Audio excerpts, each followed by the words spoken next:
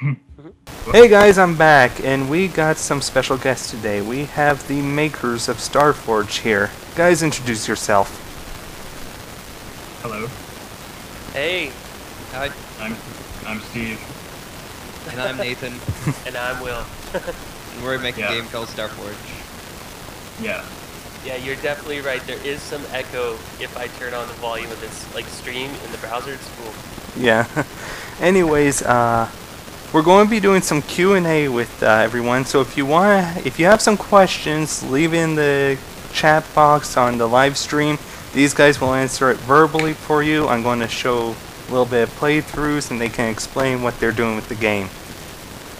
So let's go at fantastic graphics, since I like it already. Yeah, load up the game there. Oh my god. You have to ask who's the god first. Yeah, two of us. Of Who's the course god? he was referring to me. There can only be one. Yeah. Yeah, because he's the real genius behind this. Yeah. Oh god, we got a problem. Glitch number 1. I can't log in. Uh-oh. Oh jeez. You're making us look real good. It's an alpha. It's early alpha as is. It's not like glitches can happen. Yeah, see, that web browser is completely... Well, it'll stay in the game, but the whole login system with the next version is completely changing. It's going to be direct. Click the main menu button. Click the main menu button. Yeah, I am. Oh, sorry. I Delay clicked. stuff. Yeah, there's a little bit of a delay. But I'm clicking login and nothing's happening. That's weird. Yeah, we tested our browser and made sure this never happened, but... Yeah, there there was a couple of people who had this problem, but it was very, very, very, very small percentage. Hey, Will, should I tell him the secret? 1 second here. I wonder if it has to do with because your Skype is open, right? Shouldn't. It shouldn't. Yeah, I don't think that should be the problem. Now I'm confused. I can open up an earlier version of it. I mean, I have an older version of Starforge in my... That won't be necessary. I'm just gonna... Yeah, Steve, check out the chat there, Will. Steve, eh? Hmm? See the Oh. Skype chat? Yeah. Yeah, I'm gonna type something in there Okay. for the Skype chat. It's just top secret. You can't show this to everyone, or else Oh! we'll hack your computer. Hack. Okay, I'm going to rearrange the screen, put it off to the side. No one's going to see anything. Yeah, Icefire, ask away. These guys will answer for you anytime. This is interesting. I wonder if it had to do with Skype was open because you were running it. It was loading that web browser fine before, right? Oh yeah, perfectly Yeah. fine. And then when you loaded Skype up, it like wouldn't bring it up, right? Yeah. Alright, I got the special thing, I believe. Unless there's more, because I only saw that one line. Okay, so Icefire2314 is the auto You have to click the main menu button. emailer for the Indiegogo done. Well, basically, the auto emailer, type it in. it's kind of like a semi automated system because Indiegogo has a problem where it No, just doesn't type it in right there. I did. link to our main site. Steve, you can just talk with them on chat about that if you want. Okay, sure. Yeah. So yeah, basically Indiegogo doesn't link it to our main back end, so I have to add everyone from a list after they buy a copy, and then after I add everyone to our back end, that it links their emails with their account. And but so Okay, far got it. I've emailed about 85% of everyone on how to do that.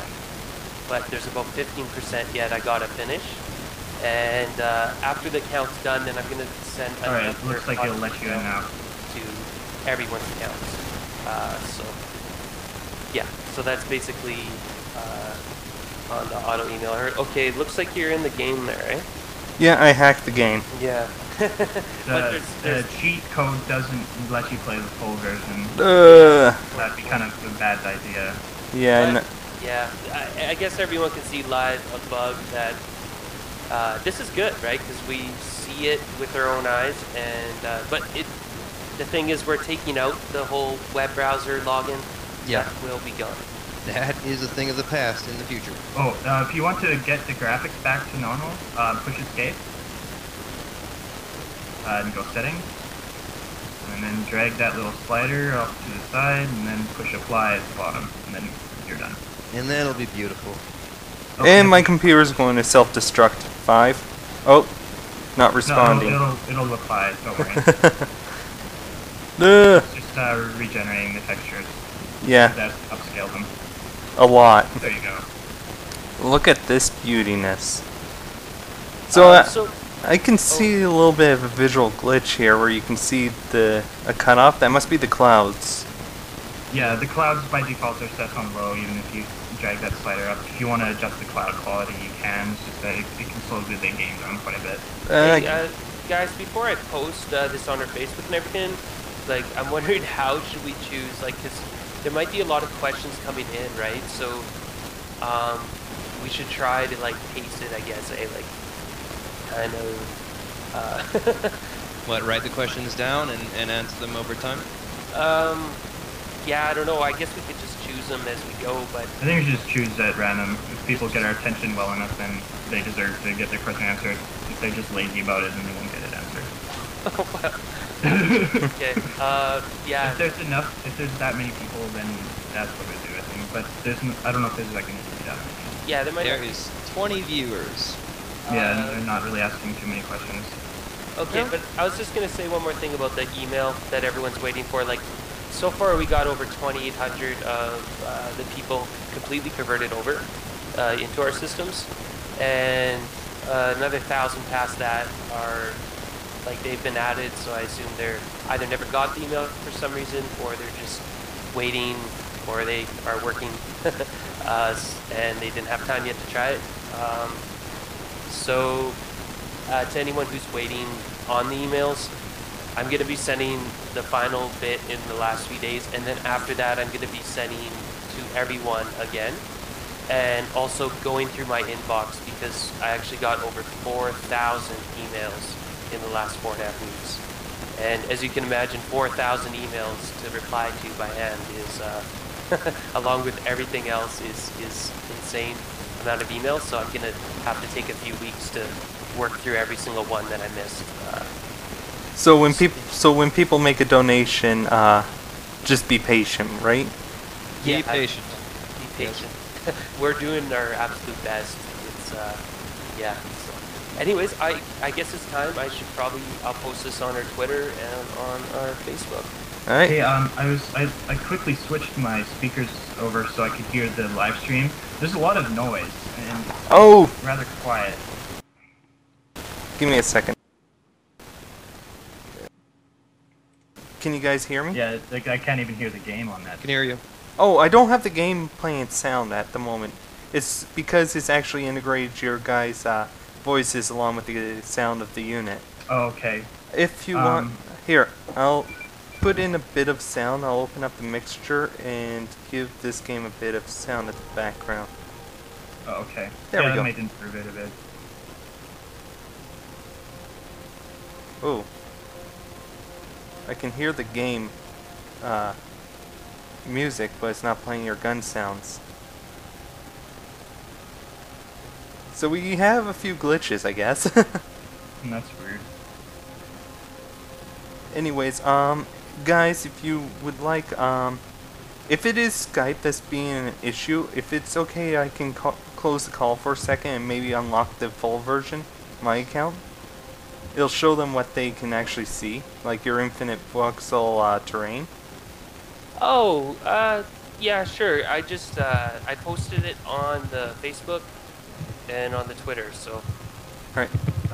I'm just going to. How about that fuzz? Was that figured out? It was my it's my headset. It actually has background static, and I can't fix that, unfortunately. That's okay. No worries. I'm pretty sure everyone can hear us. Can you guys hear me Yeah. fine? Yeah, I can hear just fine. Alright. Huh? Yep, people say Oh, they is that can annoying? hear us. So. Is it loud? Okay. I'll get your microphone. I can use that instead. What is going on that screen? Yeah. It does not look great. Oh, it's because I'm shortening this out. I am opened up the Skype. I'm going to close the call for a second, and then try and get the full version of Starforge open. Yeah, okay, sounds good. Yeah, because Alright. we're getting a bunch of viewers in now, so. Yep. Give me a second. 26. Alright, let's see.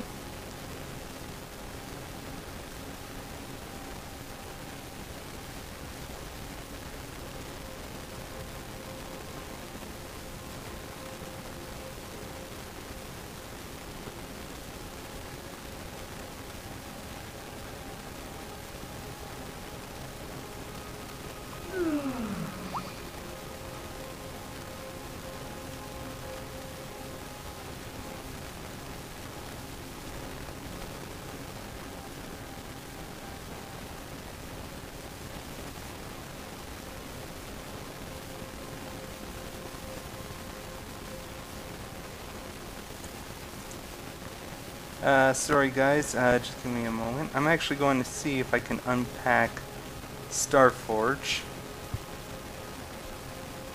And... whoops. This is Minecraft. And Starforge version C. Extract to... no. Extract to desktop. Maybe this will do it over, and if it doesn't work, I'll just go back onto the original Starforge, and we'll get back with these guys.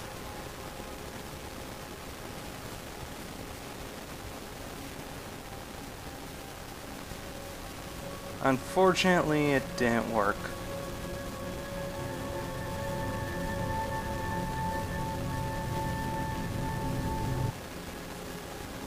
Why on earth do I have background noise? Oh! I get what I did wrong. I get what I did wrong. Ha ha ha. I'm an idiot.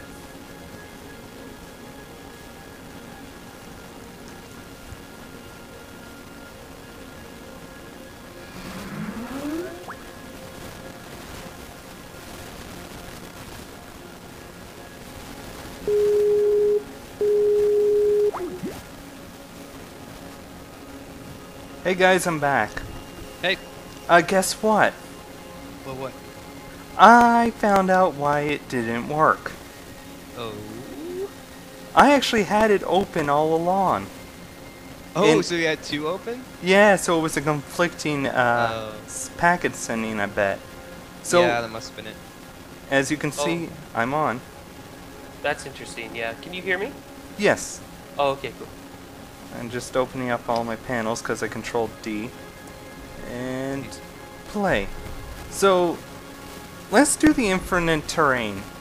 And of course I'm getting this warning. Alright, you're in the game? That you are not responsible that if my computer blows up. Yeah. Because, I'm just getting my mic switched up so I don't annoy the hell out of everyone. Yeah, you could hear his keyboard thumping. Yep, thump thump. Yeah, Nathan kept whining about it, so... Alright. I'm speaking for the Let me use populace. this microphone. Oh my god. This is amazing. A bridge. I'm pretty sure you guys did this by accident. I mean, all it is just a cave. Completely accident.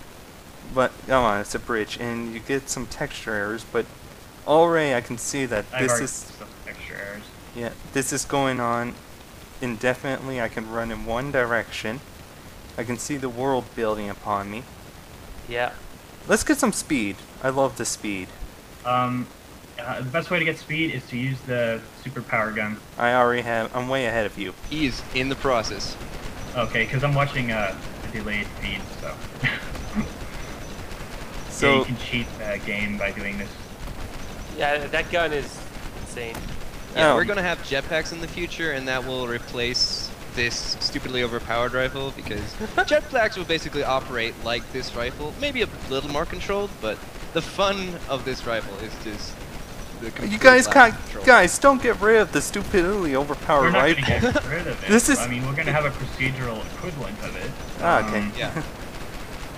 Yeah, we found a minigun with like 12 barrels or something. Yes, like, that was a great gun. and that was basically equivalent to this gun. Yeah, that minigun with like 12 barrels was insane. And I saw you guys build like the 4 chainsaw gun. Mm-hmm. Yeah, the quad chainsaw, as Yeah. everyone calls it. Yes. I have 4 chainsaws as one gun. Your argument is invalid.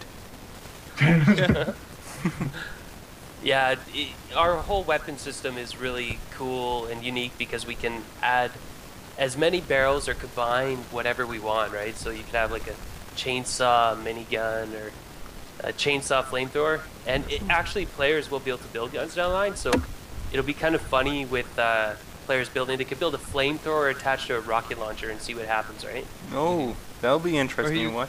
you I could- have a question. On your video that we saw, who was the guy that made that old accent voice when it was just showing off all the guns? Oh, that was me. Yeah, I can do pretty good voices. Oh, that was amazing. My mom got a kick out of that one. That's good. That's good. When I first heard it after I recorded, I was like, I don't know. But Will and Steve were like, oh yeah, I should totally keep it. So, okay.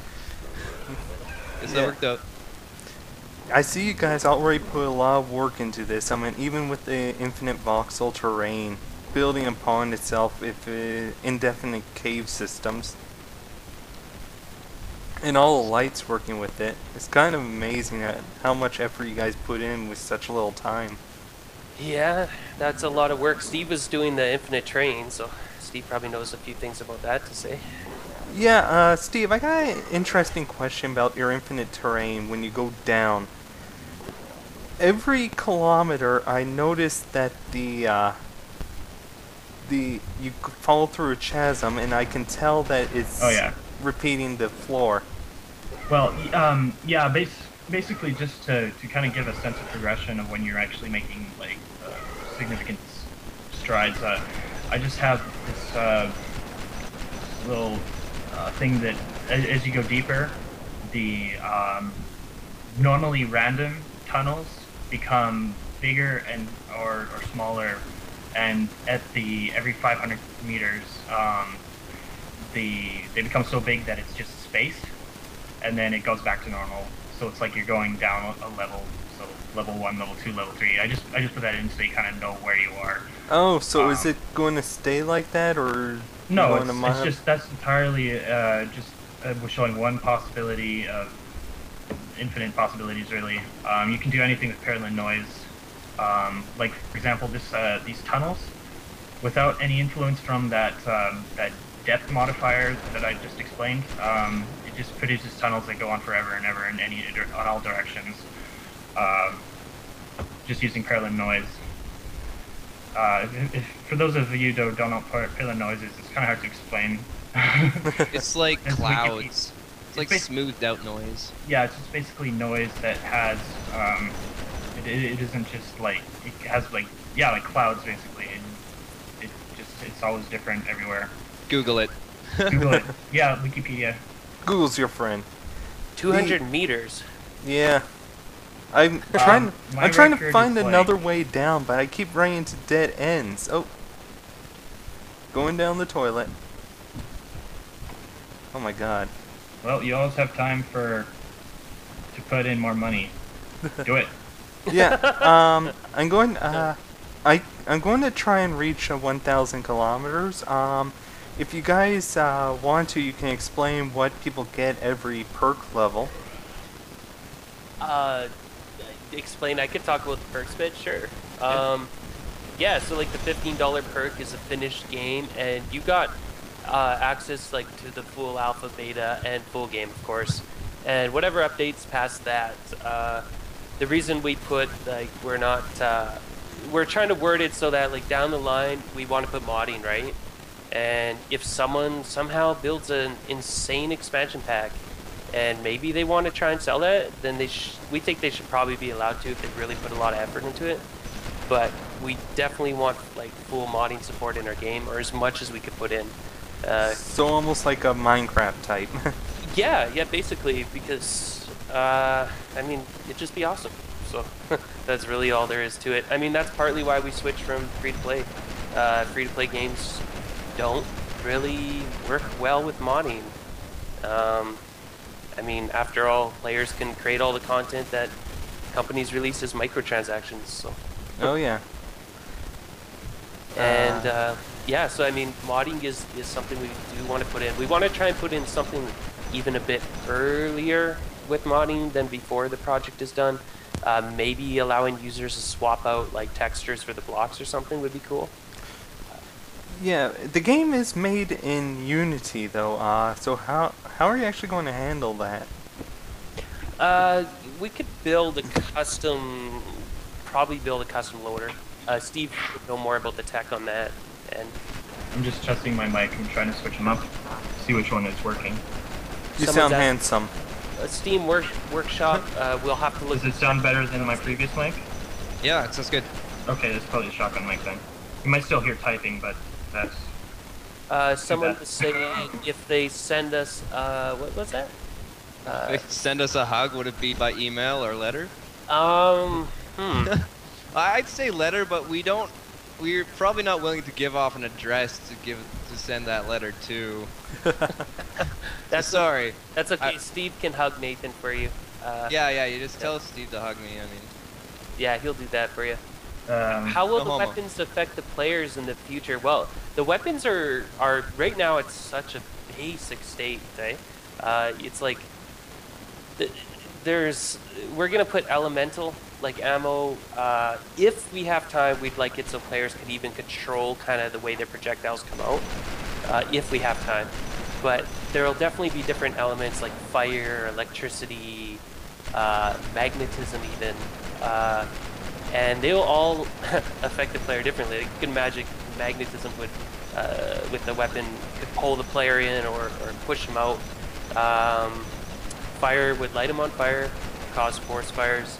Electricity, if you shoot a metal base and it's raining outside, well, even if it isn't raining and people are standing on the top, they'll get zapped pretty good. So that'll be like an instant kill. So yeah, our weapons are gonna kind of have they're going to be very in-depth, right? Like, this is just the very beginning. When you create something in a game, a lot of the time really goes into making the back-end system work first, and then you art it up and put in all the little stats and bonuses and whatnot that kind of makes each weapon feel a lot different. Did you wake up one morning and say, hey, let's make Starforge? Not really. No, yeah, Starforge started actually, what year is 2012? It started late 2010, like around, I don't know, maybe September when we first thought of it. Yeah. December we actually started like doing some work. We downloaded Unity, we started doing some research in how Unity works. That's kind of where it started. What year is it? Yeah, it's the year that the world ends, unfortunately. But aside from that, no, I'm just joking. But Starforge yeah. may be a possible scenario in the small future when we all run away. Yeah, maybe. Anyways, yeah, in September 2010, I was playing a lot of StarCraft 2.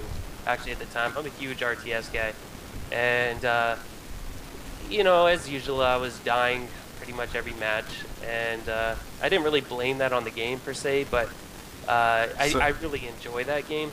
It's just the players are so good at it. And at the time, I also first heard of Minecraft, and I'm like, well, what is this? Let's try it out. I put it on the computer, blown away, instantly, like thinking of my childhood and like the Legos and everything like that. So then I took that idea of Minecraft where you can basically just like do whatever you want, and I was like, this needs to have like some really deep gameplay behind it, and I was, this would be really, really cool. So I talked with my girlfriend Heather at the time, and she thought it was a great idea, and then after that I told Steve, and Steve thought it was cool.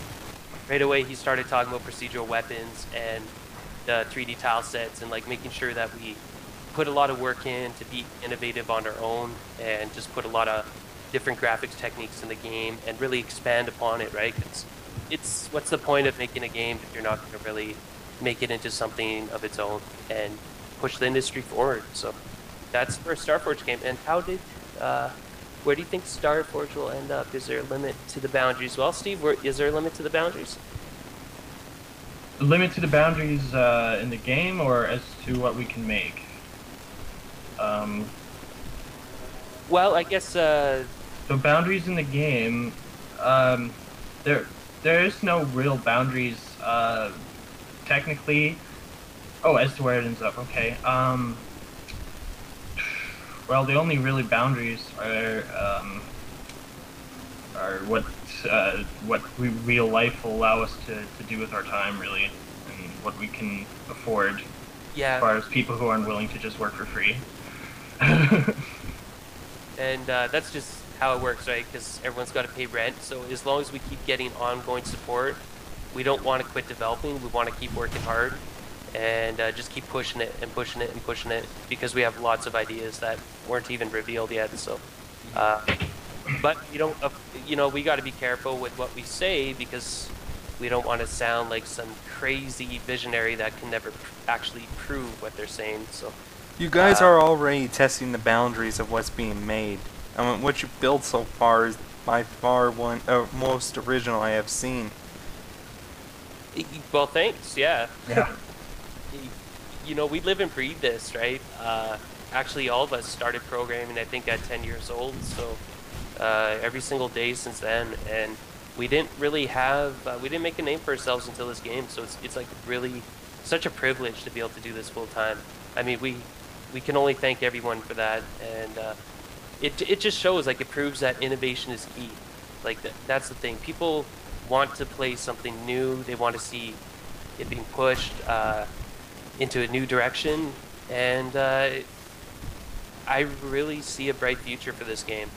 It's really awesome. The support is amazing. I see there's lots of questions coming here. Let's see. Yeah, we should answer some of those. Yeah. I see some of this guy's repeating himself. How will water work? Well, what we're hoping to do is to actually use our existing voxel grid to simulate like a fluid simulation. You can it's okay, but you can see some demos where people made like water simulations just using a simulation grid. Well, basically, we're just going to implement that into Starforge, the terrain grid, basically. I have a question pertaining to the water as well. When you implement water, are you going to try and make it all one level, or is there going to be like, going to be a flowing style? I was gonna get to that. Oh, sorry. As you can, I don't know I guess you guys aren't familiar with these simulations, but basically it's just water flows, has gravity, it can like collect and splash, and has ripples and stuff. It's basically all physically simulated, kind of like what those liquid simulations you've seen in those NVIDIA demos.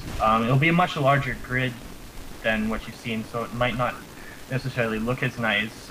Depends on what we can actually manage to squeeze into the game without making it slow.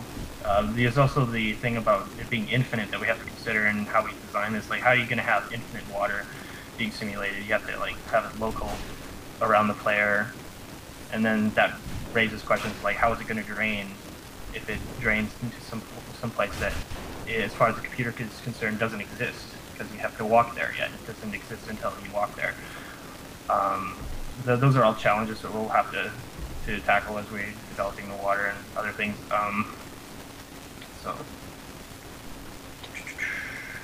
Okay, yeah, so I mean, the water, but I'm excited for the water, like, as a designer, like, it just seems like I think we could pull it off fine. So far we haven't ran into something that we couldn't pull off, and I'm super excited, because I keep thinking of like pumping and like fire hoses, and how fun it would be to maybe even drown out a player. Like, let's say someone dug a big hole in the game and they fall in your little trap, maybe you throw some leaves over top of the hole, they fall in, and then you just drown them. But isn't your guy in a spacesuit? Yeah, he kind of breathes in space, so we'd have to. I don't know. He is right now, but we're doing a character customization. Well, it system, could work so- for lava. Yeah, yes, lava yes, could that too. would work. Yeah. These I mean, suits cannot survive in lava. Yeah, we could also have like acid, maybe But- some alien goo. flooding out tunnels would just be awesome, I think. So. Oh yeah. I have a personal question. I know we got a lot of questions on the side, but this one's been kind of nudging me a few times. You guys been showing multiple videos of in space, and you go Yep. flying into space. Will there ever be some type of re-entry where you burn up or something? Oh yeah. Totally. Yeah, if we think of that and can put it in time, I'd imagine that's something we could Add it to the list. We have a big list. We got a big list, Yeah. but I think that's probably essential. Like personally, I think that's essential because people should probably like we're putting shields in the game, right? So even if we don't have the time to properly visualize that through armor, we could probably do it through a shield, a special shield with a special stat, meaning you're gonna need this stat on a shield you craft in order to go to space without burning up on the entry. So. And also not to, you'd probably freeze in space too, so. Yeah, I mean, there's another thing to consider is like the wind speed would make breathing impossible. Well, a shield. That's a sci-fi explanation without a suit, without a lot of artwork. Yeah, I mean, if you just have a character that's basically like a guy in a t-shirt or something, you go out into outer space, I don't think you'll last that long. Hey, You'll eventually run out of oxygen and just asphyxiate. yeah, so I mean, that's where the shield would come in, so we could put that in if we don't have enough funding to get the proper artwork to back it up properly with, suits for a customized character. I see Warped Physics is asking, are there going to be space monsters that latch onto your spaceship or aliens that attack your ship? Well, everyone I guess seems that's possible. That The would be Zerg cool. done it. The Zerg. Yeah, well, we need the eyeballs, right? Those eyeballs. We don't have a name for them really. Nah, they're just eyeballs. The eyeballs fly with wings, though. I'm not sure how they fly in space. Yeah, that's true. I was hoping they could get up to just about to space and try and zap you. Yeah, basically how I'd have it is that, like, the flyer guys there, as they go higher, their flyer guys are also physics driven. They generate a certain amount of force with their wings, and that value can be increased as they gain altitude, accumulating less air density, so they can't just fly.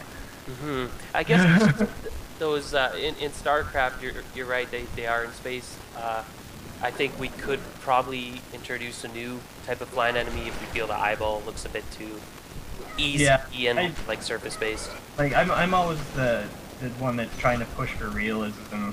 So you don't like. Honestly, you just like, okay, this isn't a very well crafted aesthetic here we got going, and kind of take me out of the whole game. Yeah, I'm the like, fantasy guy. It's kind of like you're playing a ninja game, and then all of a sudden you hear like electric guitar riff. It just doesn't fit. Steve and I are always having these back and forths on like he's the realism. I'm the guy that, Yeah, I need to be able to suspend my disbelief in order to take like something seriously enough. So. I'm a big Nintendo fan aside from computer gaming, and well, actually I play Xbox everything, but I just like original creatures and just like messing around with what's possible. But So it's like two parties at two political parties going at each other. yeah, except we work out pretty well. We listen to each other. Yeah, don't just mud fling and don't get anywhere and waste money. Yeah, exactly. Someone said will there be bosses? Yeah. Well, I don't know. They'll have enemies that are stronger than others. They'll That's be for sure. stronger, but we'll probably put like maybe one really tough guy deep underground. We should tell him like one thing that we really feel is kind of unique about Starforge and where we see it like a year from now is I don't know if anyone's played. I assume most people played Skyrim and Oblivion. I haven't. Morrowind, possibly, Yes. or the Gothic series of games. these are all games I really love. And one thing about Oblivion is that, excuse me, the enemies, they level up as you level up. So in Oblivion, you could get to level 20, and then the mud crab you killed in the beginning is kind of like still really tough. So it's really weird. So there's like, going to be levels in this game as well, so you kind of gets more health and whatnot? Oh, yeah, totally. Yes. Yeah, hit the tab key, you'll see it in the menu. The different, like, that's just, like, it's not integrated yet. We just put that there so people can see what we're doing. Oh, I see it right here. I'm level 12. Yeah, well, you're not really Yep. level 12. It's just... It's static right now. The but as you can see, the character will level up and there'll be higher level enemies. But we're not going to be doing scaling of levels. Instead, we're going to be doing... I like how Gothic... Tougher enemies are in certain locations. Certain locations, yeah. So like in Gothic, you could wander into the cave and there'd be a dragon and it would destroy you. And there would be some really awesome loot. And I love testing a game and trying to sneak by and get the best loot without killing that insane enemy. So we want to try and recreate that experience while still allowing players to have a good, I wouldn't say, I'm not trying to say casual, but just like a good kind of area in the beginning where they feel a bit more safe. Comfortable.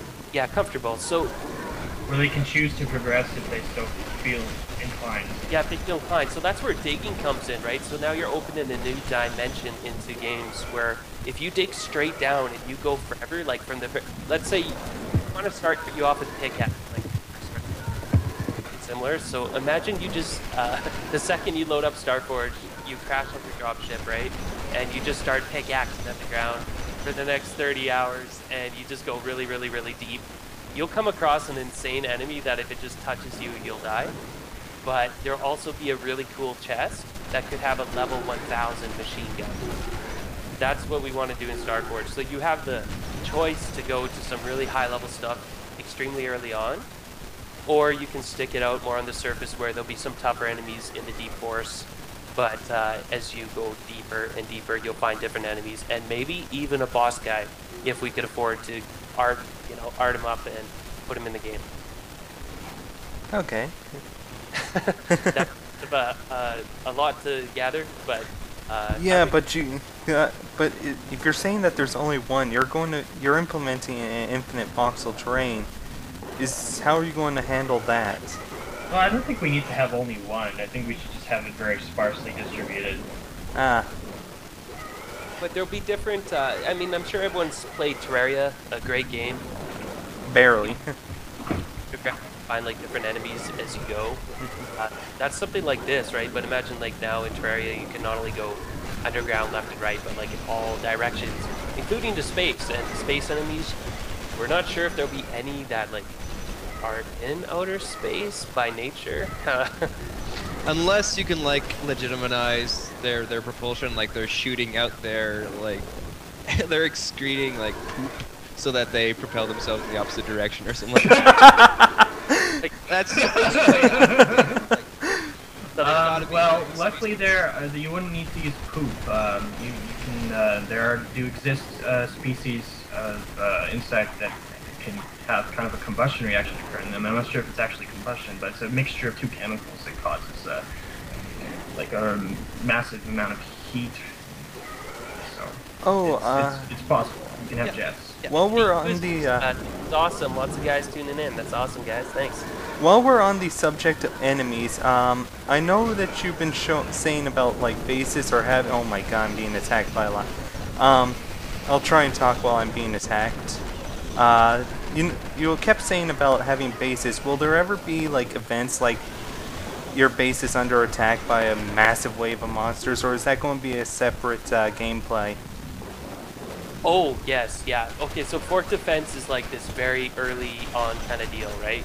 It's basic, like we have 3 modes: survival, Fort Defense, and Fort Wars. We're doing Fort Defense first because it's the quickest mode to get translated into deeper gameplay. Yeah, we can easily stress test multiplayer and all the block building, whatever. It's easy with that. Okay. I'm just going to interrupt you a quick second. I already reached that 1 kilometer limit I talked about. where I can Yes. see the ground, and so it's always repeating like this every kilometer.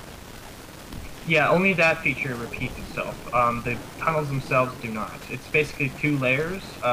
One multiplies into the other. Think Photoshop. You know how if you have 2 layers, one modifies the one underneath it.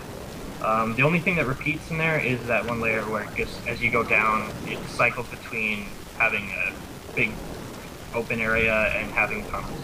Okay. Tunnels themselves are always different. All right. Sorry for the interruption. Yeah, and down the line, this is such an early version of the Infinite Train. Steve's actually like rebuilding the whole back-end system of this right now, and it's coming good. Like he wants to make it so it supports like really diverse layers as you go deeper, which will be cool. I don't know if everyone remembers like those crystal cave levels in Donkey Kong Country.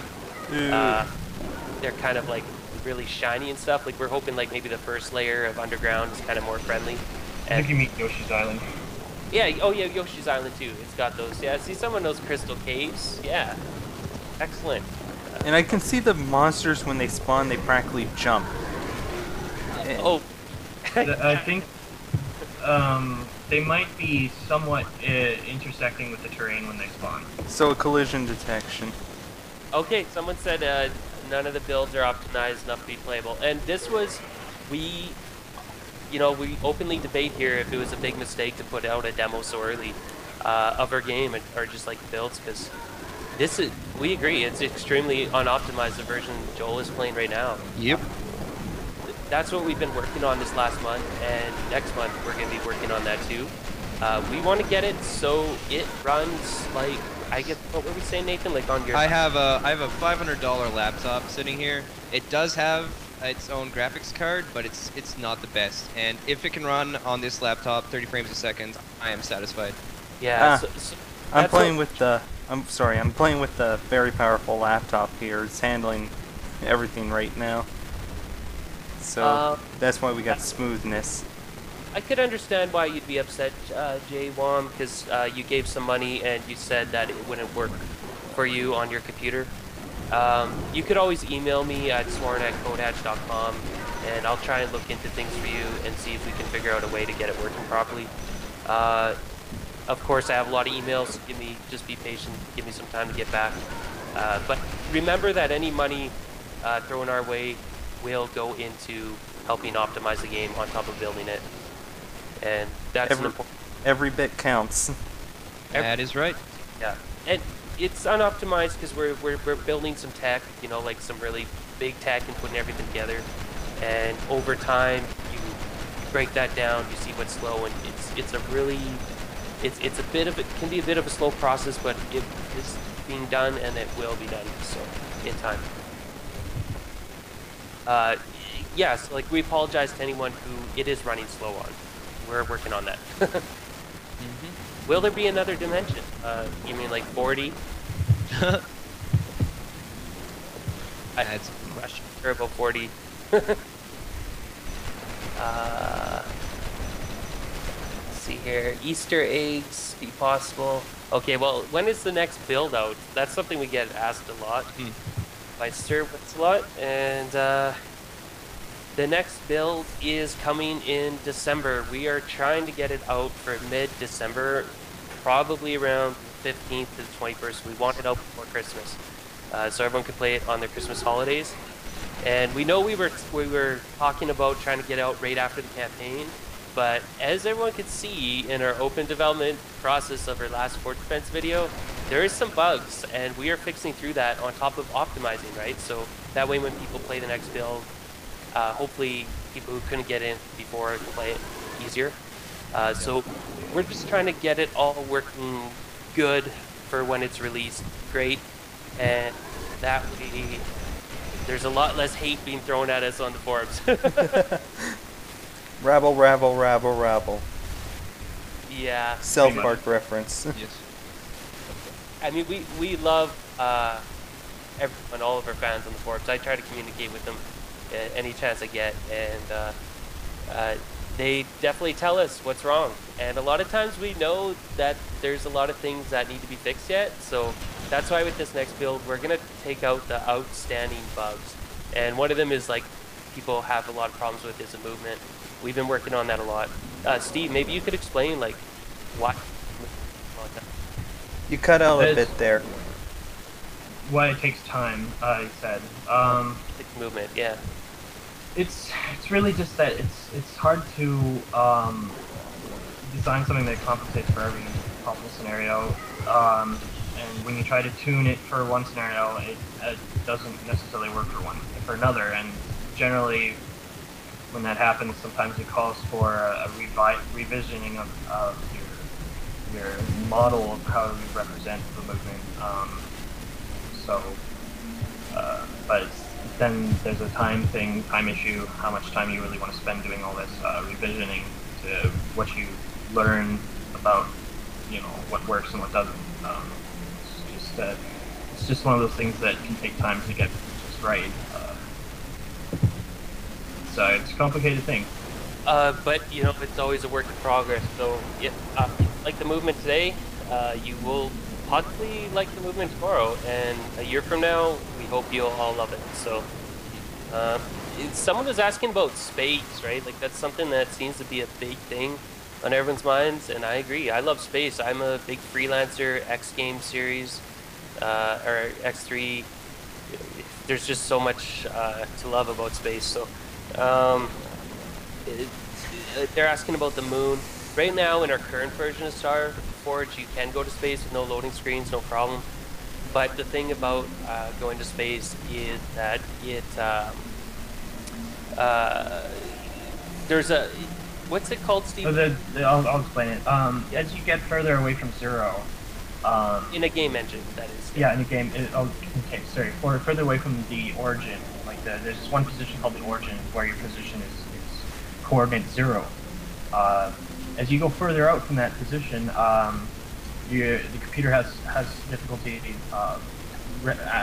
representing where you are in space with the same accuracy, because the technical reason being is that more bits have to be used to represent the larger values, and so it can't represent really tiny ones. And you go out even further and further, and eventually you just start snapping to the nearest meter because it loses all of that accuracy. In order to fix that, we'd have to make it so you keep teleporting back to 0 where the whole universe basically moves around you, but you stay close to 0 the whole time. Yeah. Prevent that problem. So that way, in the future version of Starforge, hopefully a year from now, we'll have it so as you leave the planet, it eventually becomes round, and then you can just go out in space forever and find other planets, but you won't be able to land on other planets unless we have a lot of development time. That's a goal that everyone wants, and there's a reason it's set at a high price like that, because it would take a revision of certain core systems, like the physics and the tile sets, because right now the tile sets are on a fixed grid. So it would. Yeah, I mean the revisions we discussed are that. I mean the terrain itself wouldn't have to be changed too much, because the terrain algorithm can represent pretty much any shape, including really huge spheres. But the tile sets wouldn't really line up together because they can't really be shaped to a sphere. They're on you could shape them to a big giant cube, but not to a sphere, because that would require wrapping it around it in some crazy way. So there'd be a lot of work to do. Yeah.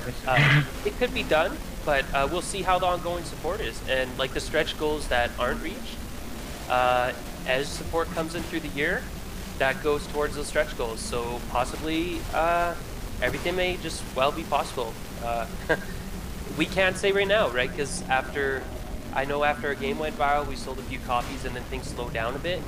So that's why things have been amazing with Indiegogo campaign. The support has been phenomenal. Every day we're just shocked. It's been an amazing experience.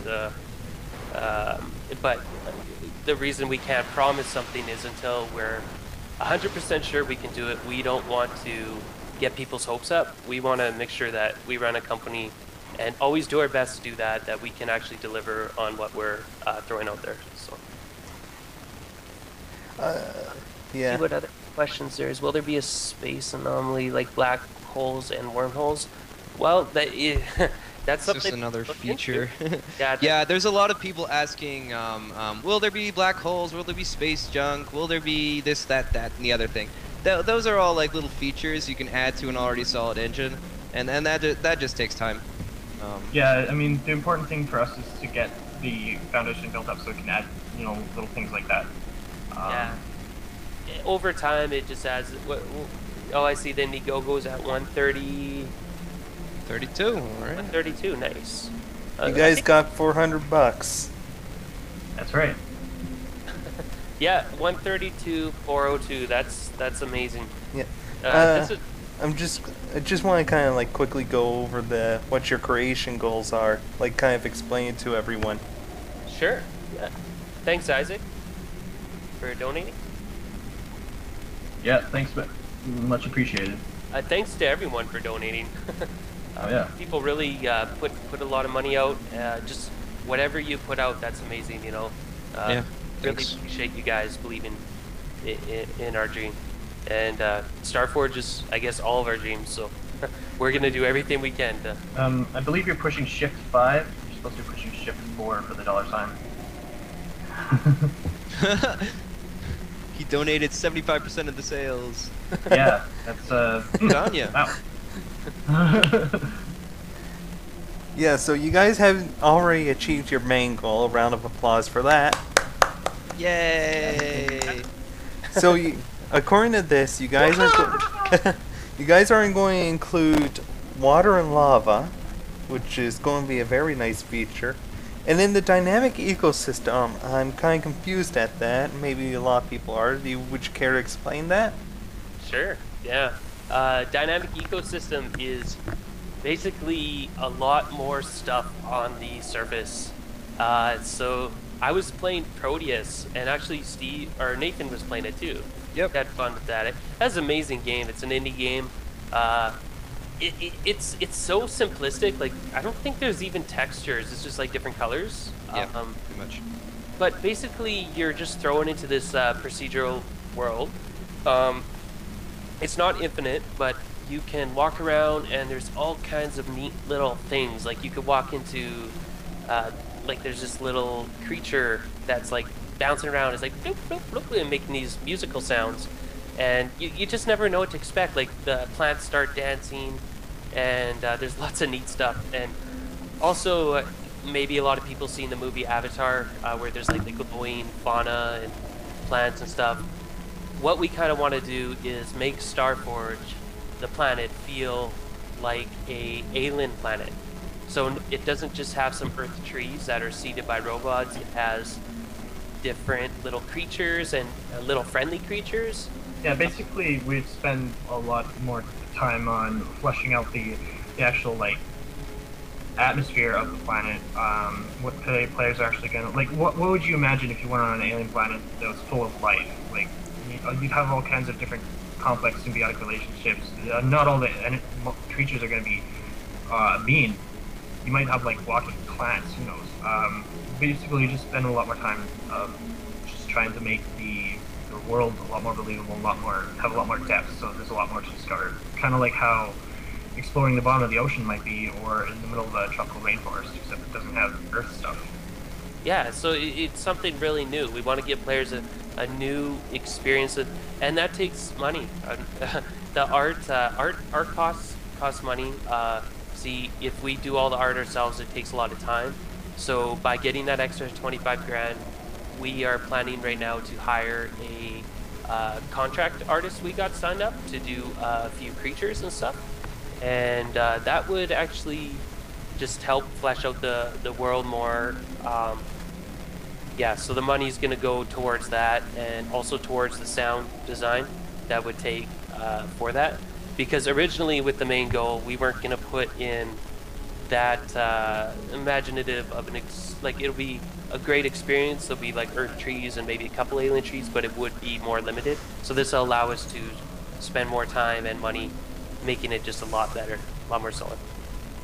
Alright, Mike, I have a curious question. With your dynamic ecosystem line kind of being like Avatar, that made me think of the floating islands. Will there be floating islands included, or are you just going to make it realistic? We're trying to avoid floating islands. I mean, I can't perfectly program an algorithm to make sure that every single chunk of land is necessarily attached to the ground. It's generally pretty easy to avoid, but it's sometimes hard to prevent. But in the large case, yeah, there won't be any purposefully placed floating islands, I don't think. Right. But we were thinking, remember, Steve, we're thinking like, see, we want the world to have veins in it, like in the planet. Yeah, instead we'd have like life forms actually growing from the surface, which could have chunks of terrain still stuck to it, like the roots growing into a big clot of terrain, and then they just kind of keep rising like Jack and the Beanstalk kind of. Yeah, and we want like in certain areas of the planet to have like holes, like since you could dig, I mean, we could procedurally generate long tunnels, and if you jump into one of these on the surface, it could bring you down to some very vicious enemies. And at nighttime, these enemies stream out of these holes, right? So we want down the line in survival, the eyeballs and some of the other creatures to just shoot up out of these holes and attack your base. And to your previous question, yeah, there will be we hope to have some awesome Starship Troopers moments. We're gonna be completely revamping the AI from scratch in the end of December, and that's gonna allow us to try and do something like you see in StarCraft with all the Zerglings, or in Starship Troopers. So that'd be really cool. I mean, I believe Barney's a copyrighted character, and we'd get in shit. Oh my God, Zergresh. Okay, well that leads up to your next amount, which is the 150,000 procedural horror. That's when it gets more dangerous the lower you go, wouldn't it? Take care, Crystal Crisis. You were saying the procedural horror? Yeah, well, what you were saying leads up to the procedural horror when you get like knocked into a big hole and you end up with dangerous enemies. Isn't that related to procedural horror? Yes. See, we want to do layers. Like, so like the first layer will have the leech and some spiders and those. Remember those old worm kind of things? Something like that. Yeah. And then I was thinking that perhaps another way of looking at it is that as we go down, we'll spend a lot more time focusing on the AI driving these creatures, not to just kind of like run out and attack you like they do now, but to actually try to like get in your head. Yeah. Like expose your phobias. Just to be if possible.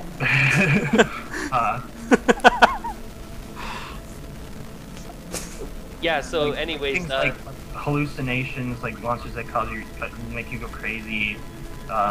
Perhaps ones that collapse terrain all around you, so you're like trapped.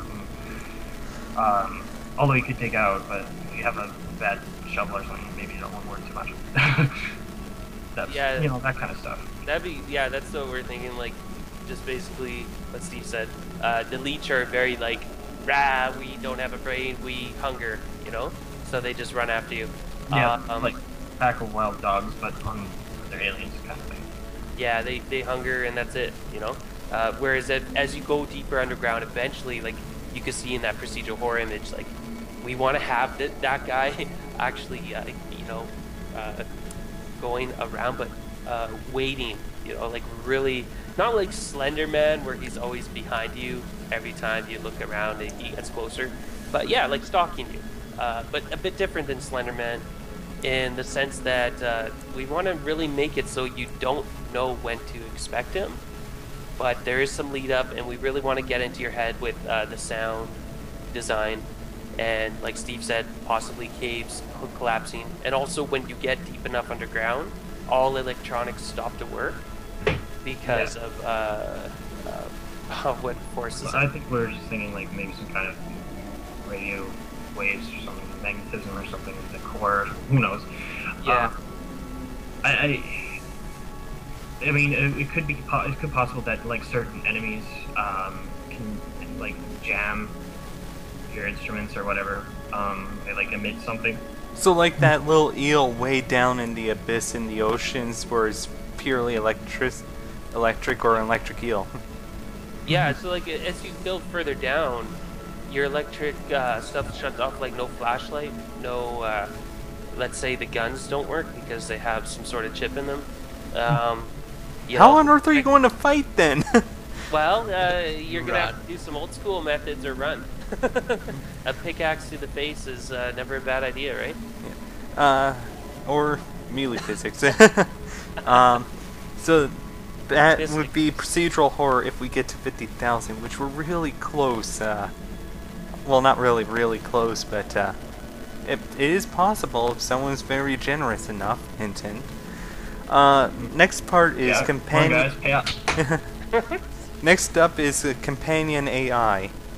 What is that? Would that be like an NPC as That's a buddy? basically the opposite of procedural horror, where the enemies themselves have, well, I don't know enemies, but like the creatures on the planet have more going on in their heads as far as like how they perceive the player and what the player's intentions are, if he's a threat or not, or if he's a possible like benefit to have around. Like for example, you feed something, they might not mind you as much or run away. And then if it gets attached to you, it might like defend you or something. I mean, it's good. We'll make it go a little deeper than that. That's pretty basic. But yeah, but also you forgot to mention the cage dynamics. Like, we want to. I'm sure everyone's familiar with Pokemon. You know, you throw the Pokeball out, Pokemon goes in, and then you have it as your companion, and he can attack other monsters when you throw him out again. So with companion AI, we want to have it so you can throw a cage out, put some meat in there or something, lure, let's say a little leech ling in there, and then shut the cage, bring them over to your house, and slowly feed the leech. And hey, well, that's one way of doing it. yeah, no, that's fun. I don't want it to, like, we could put a sci-fi explanation where you just throw some sort of Pokeball out and boom, he's in there. But I'd rather where it takes some work, right? So taming. It takes work. I think maybe like part of it might be where the creatures have their own kind of interests amongst themselves, and if you help with them with what they're interested in, mostly survival, right? Then they might clue into that. And yeah, not see well, you with as a, the you know, enemy or a source of food or whatever. yeah, and then they eventually quit trying to kill you when you open the cage and become your friend. Maybe they'll even jump into your. We want to put furniture in the game. Maybe they'll jump into your bed and even. Well, with dynamic ecosystem, you're going to have friendly monsters. Wouldn't they be able to be tameable as well, and not trying to kill you? It's the dynamic ecosystem is more about the abundance and the variety. Okay. We get to the companion AI part. We'd actually be giving them a little bit more going on in their heads if they're the type of species which would actually have something going on in their heads. And that's, you know, as far as like, you know, bonding goes or whatnot, or making enemies. We're thinking like you could actually like influence the niche of your environment by like either killing off certain species or whatever. Like if there's two enemy species, like the rivals, one's a prey, one's a predator, and they recognize that you're shooting all the predators, and they might like, oh, okay, well, these guys are good, and then the predators stay away and they don't really come back. But who knows, maybe you could have like an overpopulation of certain species in that area. Overthrowing you. Yeah, potentially. They might, like, I don't know, turn on you or get some kind of disease. Who knows? Yeah, it'd be cool. Like, you know, like, we are just about halfway to procedural horror, and the thing is, like I said, if there's ongoing support and it keeps on coming in over the next year, I'm sure I right now don't see any reason why we won't be able to put procedural horror in if it keeps coming in, and maybe even companion AI, or who knows, it could keep going higher. Yeah. So even though we're heading to the areas which are impossible, especially for this campaign, unless someone is willing to give $500,000, let's talk about watercraft, on why it's so low down there when there's liquids way up here. Basically, when we put this list together, I think it was sort of influenced by like what we as developers would really like to see in the game, and also what we thought the community would want before. See, because everything goes up in 25 grand increments, which is until melee physics. Sorry. Until melee physics, because that is a bit of a bigger sucker. I'm sure everyone's heard of chivalry. Age of Chivalry? Yeah. And the thing is about melee physics is if you're gonna do it, you're gonna have to do it right, you know. So you're gonna have to make it good, so it feels like you're punching a guy in the face, you know. And to do that takes time. So we kind of split our whole goal list into what we can best, with our best ability, predict what would cost the most would go on the bottom, and what would be in 25 grand increments on the top end. And within those 25 grand increments, what we thought the community would want first over the other ones. Sorry, continue. Yeah, and watercraft would be more than just like a boat. There'd be jet skis and so on. Battleships? Yeah, possibly. Submarines, potentially.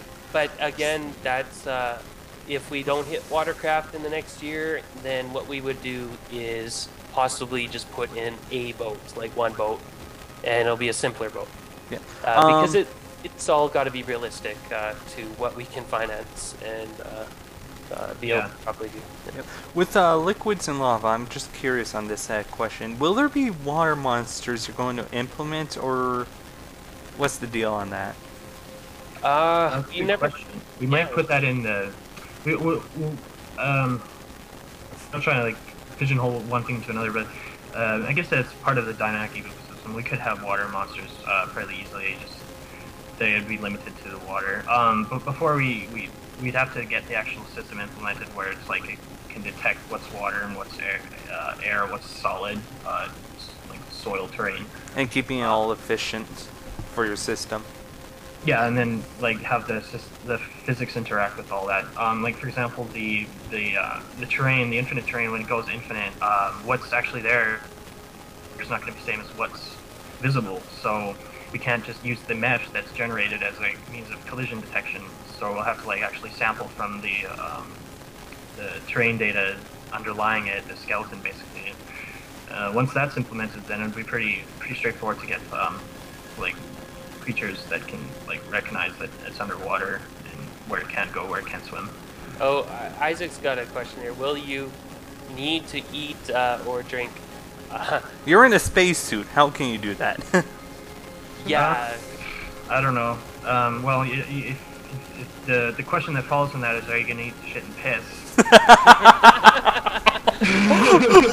We don't think so, eh? Like, we don't think we want to get that. I don't know. I mean, it's like, if we wanted to make a full-fledged life simulation, I don't know what... Oh my god, Sir wins. Food.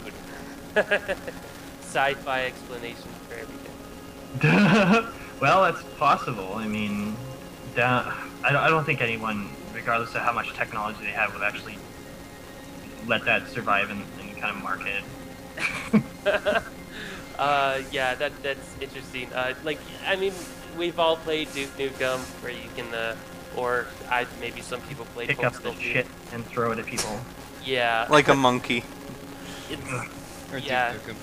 Yeah, Duke Nukem. But also, everyone's probably tried out DayZ, where it's like very strict and. But we think that might be doesn't have eating, sleep, peeing, and all that stuff, does it? I don't think it has peeing, no. But yeah. Okay. Procedural poop. Yeah, that'd be easy to make. I think that's Anyways. already made Let's continue on. I believe you guys explained melee physics a bit.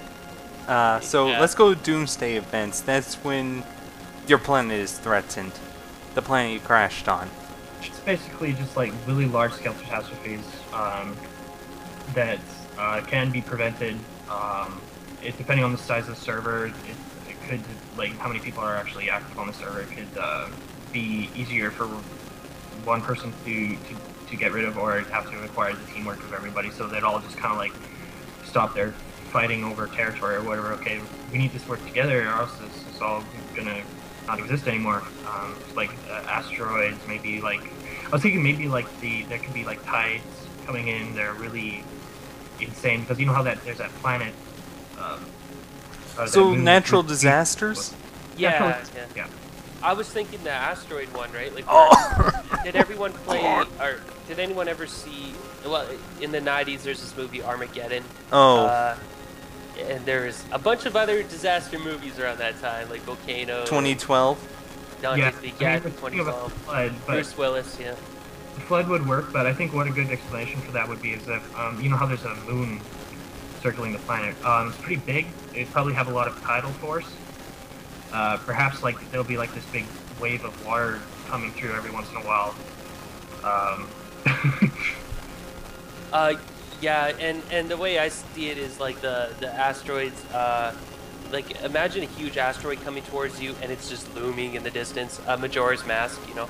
I think that was Moon in that game though. Yeah. But imagine it's coming towards you slowly, and you have your nice little town and house built, and you know you spent good 20-30 hours in the game already, maybe 100 hours, and now you got this asteroid. Yeah, what do? You got to nuke it, right? You got to build a nuke all things, nuke asteroids. let it burn, yeah. And that's the thing, right? If it's coming down and it's going to destroy your world, that's a doomsday event.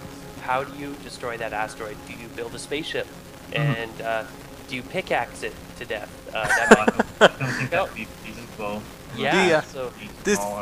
This kind of leads to a different question. Even though you have doomsday events, would there be like small events like natural disasters? Would that like not like an earthquake that'll swallow you whole, but like just a small meteor that lands near your base and takes it half of it out? Knocking at our door. Oh. So you're talking about like earthquake and stuff like that? Like small events, like things. hurt yeah, things. An earthquake could possibly be a bit easier to implement. The reason we put doomsday events way out there is because obviously doing a flood or asteroid coming in, or even a virus that starts spreading, it would take a lot of time. Not to mention, the event will act like its own single-player game that you have to complete that you just got. Kind of True, like that. yeah. But it would come into the game randomly, so you wouldn't know when it's. But you would see it coming. Yeah, someone says it's zombie virus. Okay. I don't know, but there are viruses that can control the brains of organisms to make them more easily spotted by birds, so they can be eaten, and then it spreads into the bird's brain and kind of goes on from there. What about a virus that makes you look like you're drunk? Your guy walks around all over the place. I think we could just do that in the dynamic ecosystem where we just have like mushrooms lying around or something. yeah, we'll just put some mushrooms out there. Drug trade, and you just like give people mushrooms. Well, you said something about your third game being a trade, the survival one, trade with other people. Trade mushrooms. Yes, yeah. Well, trade mushrooms, trade anything. We are putting the pallets in the game. So, let's say you go into a forest like any good woodcutter. You grab your axe and you start smacking some trees down. Next thing you know, you got a lot of lumber, but you can only carry so much at a time. So what do? You put it on a pallet. That pallet is now in the world. A character can only carry so many pallets at a time. So those pallets will then have to be loaded on a transport truck and brought to your warehouse, where you then, at your warehouse, craft insane stuff because you have all the resources you've been building up. So players can totally pirate. They can definitely play as a pirate and try and steal other people's extra resources in the game. So it changes up the whole dynamic of the trade and economy system. So it's including theft and all that, so you have to defend yourself. Pretty interesting. Yeah, because eventually you'll get tons and tons of raw materials, right? But you may not have the blueprints in order to use them to craft. So where do you store all these raw resources? Well, you better build a secret fort or an underground base and store them there, put a lot of turrets there, and maybe get someone to guard it, or maybe you'll have a little pet leech that'll guard it for you. Who knows? So, road systems. You have to build road systems, you know?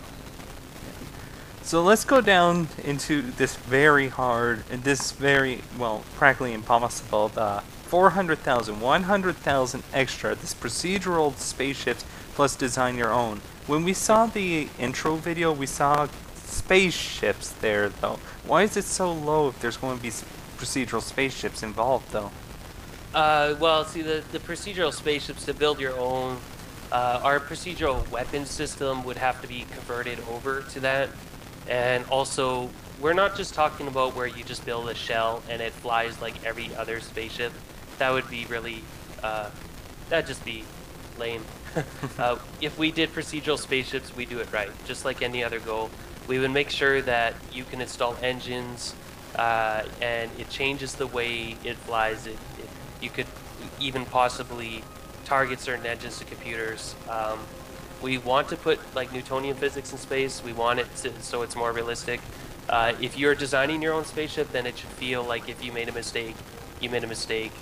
And if you make something awesome, you do. So that's why it costs a lot of money to build that, because it would be a lot of work. So the reason it's way down there is you're actually going for like the gold on making a unique spaceship, unique to every single player since they built it on their own. Yeah, it's not just procedural. Like, see, our weapons are procedural, but we're also going to put in a design your own weapon system later this year. It's just a matter of making the user interface, because like we have the means of building the weapons, but it's all automated. Yeah, so it would be like we'd have to take that weapon system, convert it over to that, and then on top of that, make sure that the physics behind the flight of the spaceship is different according to what you built. So that would be where all the work goes in. Well, okay, let's go down to the last one, which I think we're all going, well, not really giggle at, but kind of like, I can see why it's so expensive, because it's practically asking you to recode the game, but infinite procedural voxel planets plus visit them all with no loading screens. Yeah, and we were talking about that earlier in the conversation. We know it's possible. We can do it, but it would take a lot of time. It would take a lot of time. That's why you're asking for a lot of money.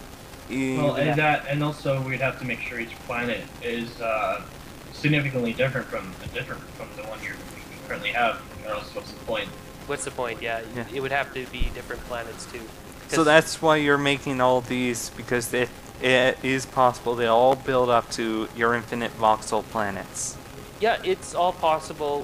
When we launched that goal, we had no idea if we'll hit it or not. Obviously, it's a long ways away, but you never know what ongoing support could be in the next year. Or if we're doing well on Steam Greenlight, we're currently 16th place on there out of over 950 games. So if we get on Steam even down the line, and then let's say we get a huge amount of support through Steam, then that could be put into upgrades. So who's wrestling in the background? Oh, okay. I'm not sure. We know it's possible, though. We definitely know it's possible. We could do it. It takes a lot of time, as anything does. This game has been in development for 2 years since we started. Of course, the first year and a half was mostly very part-time-ish, and so. Yeah, we're still figuring out Unity and all that stuff. Yeah, because when we started this game, we didn't use Unity in our lives. Okay, so I'm going to tell everyone quickly about this, what you guys mean by Greenlight. Not many, a lot of people have Steam, but some people won't know it. In this Steam, there's this thing called Greenlight where people can post their individual games on there, and it will get support from the community. And you have a choice of saying yes, you would buy this game if Steam released it, or no thanks, not interested. If you say yes, it'll actually help boost them to, not boost them, but help get them close to actually letting Steam allow them to release their game on their platforms. It's a cool system. We are huge ModDB fans, or IndieDB. And we've been on that system for a long time. And then when Steam Greenlight came out, it's kind of like ModDB, but just for getting games on Steam. So it's kind of cool. Like the community can choose what's on Steam, and that is awesome. Yeah, it's a little scary, but it's definitely good for filtering out the sort of obviously bad stuff. Yeah, Yeah. and Steam before Greenlight was really, I don't know, lazy, or they didn't Well, give a shit.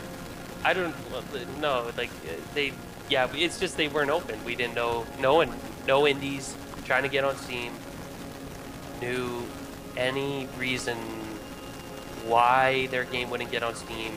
You know, it was a very closed system, so it's nice to have an open system. And I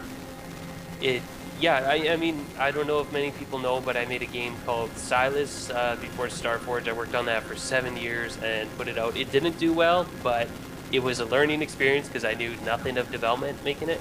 And I actually tried to get on Steam a few times with it. And all you would get is an email back saying this is not a good fit for Steam. And that's it. So that's all you would have to go by. So you would have no idea what the criteria was or what genres they wanted. So this is kind of nice that, you know, everyone can choose what they want on Steam. So that way, if you don't get on, then I guess it's just that, you know, you'd have to try and spread your game more. Yeah. That's all. Anyways, we've gone through what the progression is. I'm going to explain the perks after I refresh this page. Currently, You're really cutting out a lot. Yeah, you're starting to cut out. sorry, I'm there. I just fixed it a bit. It's no wonder. I have Steam still running. It's your loading. Exit Steam. All right. That'll do it. We have 132. You guys have $132,402. Yep. Before I refreshed. I refreshed and you guys got 132,597. You're working your way up there. We got 5 hours left, and that's a lot of time to see a lot of change happen.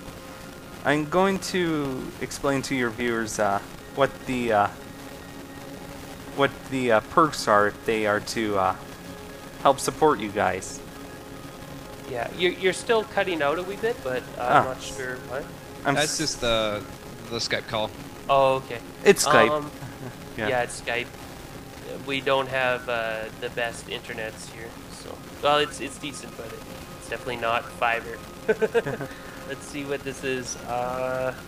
Okay, so you wanted me to look at the perks and explain. Well, the $15 gives you the game. $25 gives you the game with the soundtrack on aside from the game. So like you get the WAV full quality files and also exclusive wallpaper. And which the gotta access to alpha and beta. Yeah, access to alpha and beta and the full game. Leader is 2 copies. So you get 1 copy and then you can gift another copy to your friend. And I am actually working on the gifting system right now, so it should be online in a few days. So everyone hoarding their extra copies can finally let them go. Out to all their friends. This is saying 2 copies of the finished game, so the person that's going to be getting the gift won't be able to have access to alpha and beta? No, they'll have full access. I should have written that differently, I see. Yeah, both copies will have full access to alpha, beta, and the finished game. Alright, Ship Commander. Ship Commander, that is a unique in-game space helmet on top of the 2 copies of the game. And once again, this space helmet and all the other digital goods will be made and developed in the next year, and they will look cool. So you're gonna have to just take us on our word for that. All right, and then the $75, which was what it originally was before you guys included the Indiegogo part, the founder thing, when you went from free to play to this. Yeah, and the Founders Club is got 3 copies. Anyone who purchased before our Indiegogo launch will get every single thing listed in the Indiegogo description. So you get 3 copies of the game, a platinum badge. What the badges are is when we make the online modes, each player can choose to have a little icon beside their name, and also. Of course, you get the other perks, and then a unique in-game axe, pickaxe, pistol, and winch gun, and those will be different versions of that. And the pistols we are probably going to make procedurally, so procedural pistols. But the unique things you'll have is you will have different parts for your pistol that no one else will have. And then I guess moving on to Leech Slayer, that's the same as Founder, but with the added benefit of making sure you register your clan name early, because we want to do full clan support in the game, and that will give you access to that early on. And I guess Beacon of Hope is... Beacon of Hope, yeah. I'm just going down. That's 3 copies. You get the T-shirt, the Starforge T-shirt, and also you get your name in a backer section of the credits, which we're gonna put another a tab alongside the founders tabs in the credits. And if you move up from that, Survivor has all 3 T-shirts because we made 3 designs, and an autographed Starforge poster, which we have yet to make, but we have ideas and people we have lined up to contact, and we will be trying to get that out as soon as we can. We do know some talented artists, and we're going to look into it and see. It's going to be a great poster. We believe in good art, so we're going to make sure it's a nice poster. And then moving on to the hero, you get the 3 T-shirts, and you get to name a robot or NPC. There's going to be towns in Starforge later this year that will form in-game from other humans landing on the planet at around or before when you landed, and they will start generating towns, and so you could make one of those NPCs, non-player computers, have the same name as you. And also, or you can, there'll be also robots that humanity sent to the planet to seed the planet with seeds, so the trees and grass will grow. Oh. And, continue, sorry. oh yeah, and also, we probably will put in some robots that also scan for creatures, so you can either name a robot or NPC. Sorry, this is nudging at me. You said there are going to be like NPC towns or bases. Will they be like protected, or are you going to be their only hope? They will. Our ultimate vision is like when we redo the AI, so that the AI can band together, and they might not be friendly to you. So you might wander into a town, and they might just not like you. Or maybe they'll be your friend and they'll come over to your base and then they will kill you. Or they will just be a good friend and you'll have other human AI players. That's really unique. Well, we want survival to be an emergent gameplay. Starforge as a whole, eventually we want a fully emergent game. So we want it to be emergent, and the NPCs, the little towns and stuff like that, that will be part of the game to make it just feel like you never really know what to expect when you're playing. That's emergent gameplay. Alright, let's go to the legend. This one I have recently claimed. I made a purchase earlier this morning to total up to 1,000. Yeah, and we really appreciate that. That's awesome. That is insane dedication, and we do our best to make every dollar stretch as far as it can. So we live together. That helps save money, and just every other area you can save money to make it stretch. So that really means a lot when you pledge that amount. And you will be getting for your pledge special limited edition, meaning only the people who it says 3 out of 50 claim, but there's actually 3 upgrades including yours, so 6 people will have a unique in-game 2-man vehicle, so that no one else can get, and that will be revealed next year. So you can roll online with that, and also your name in the credits above the tabs underneath the development sections. Also have a major procedural landmark name after you, so an NPC town or base, mountain, or landing site. And we want to, we're putting in a map next year in Starforge that will, when you start the game, will, what we have is like when humanity lands on the planet, they create basically like different hot spots that when you first start the game, that kind of like we're going to develop a system so if it recognizes a mountain, it will possibly give that mountain a name. So you can easily sync up with your friends on where you are in the map where you crash landed. And yes, you will be able to name either a mountain or one of those towns the NPCs build for a landing site.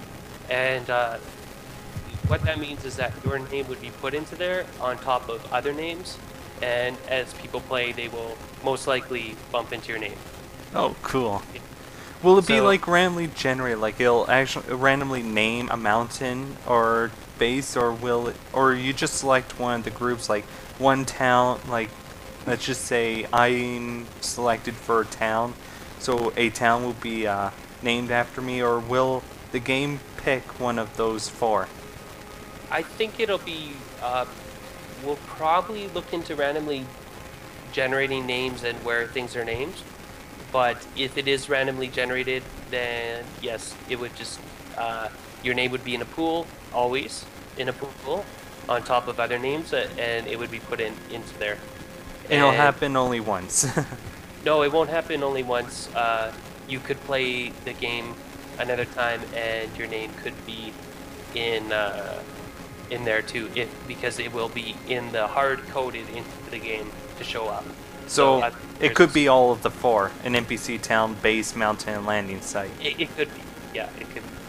That'll So be- that's something we're going to be, because we think it's kind of cool if players really help us out on the high end, that they can be in the game, immortalized in there. So, And speaking of helping out players, let's go to the last one. This is for someone with the big bucks. The sky is not the limit. I'm going to read this one out. Has all the previous tier.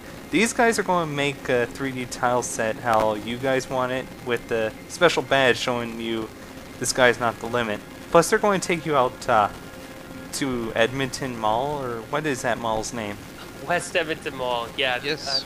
Any Canadians on here, Edmontonians even, Wested is like, I think at one time it was the world's biggest mall. It used to be, but I think the Mall of America took it over.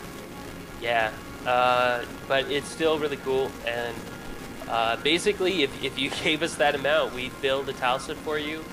Also, we would definitely spend the weekend, and you would help us design it, and we would make sure that you're credited as such, like an honorary developer, because that's a lot of money. Yeah. It's a lot of money. We can understand if it goes unclaimed. There's only so many people who can afford that. I know none of us could ever afford, may never afford that in our lifetimes, but who knows? There may be some affluent person that loves games and loves what we're doing. So Yeah, so if anyone's Burger out... King. Sorry. Alberta. Someone wrote, go to Alberta for some Burger King. Yeah, we still got Burger King. Yeah. That is a thing. I wore a They crown. don't have Burger King in the US anymore? Oh, no Burger King in US? They probably have it there. I don't know. Yeah. And there's nothing more, so there's definitely nothing for a person who donates 100,000. Yeah, someone said if they had a mega million, I would have dropped it on you. Yeah, that'd be cool. We wouldn't be Well, there's opposed to nothing that. stopping you from dropping more than the amount shown. Yeah, someone drops 1 million, they don't go to you, you're going to them. Yes. Yeah, that'd be... Yeah, definitely we would go over there, and who knows, maybe we'll deliver a box copy of our game on a velvet red pillow, like Old School RPG was saying on Kickstarter.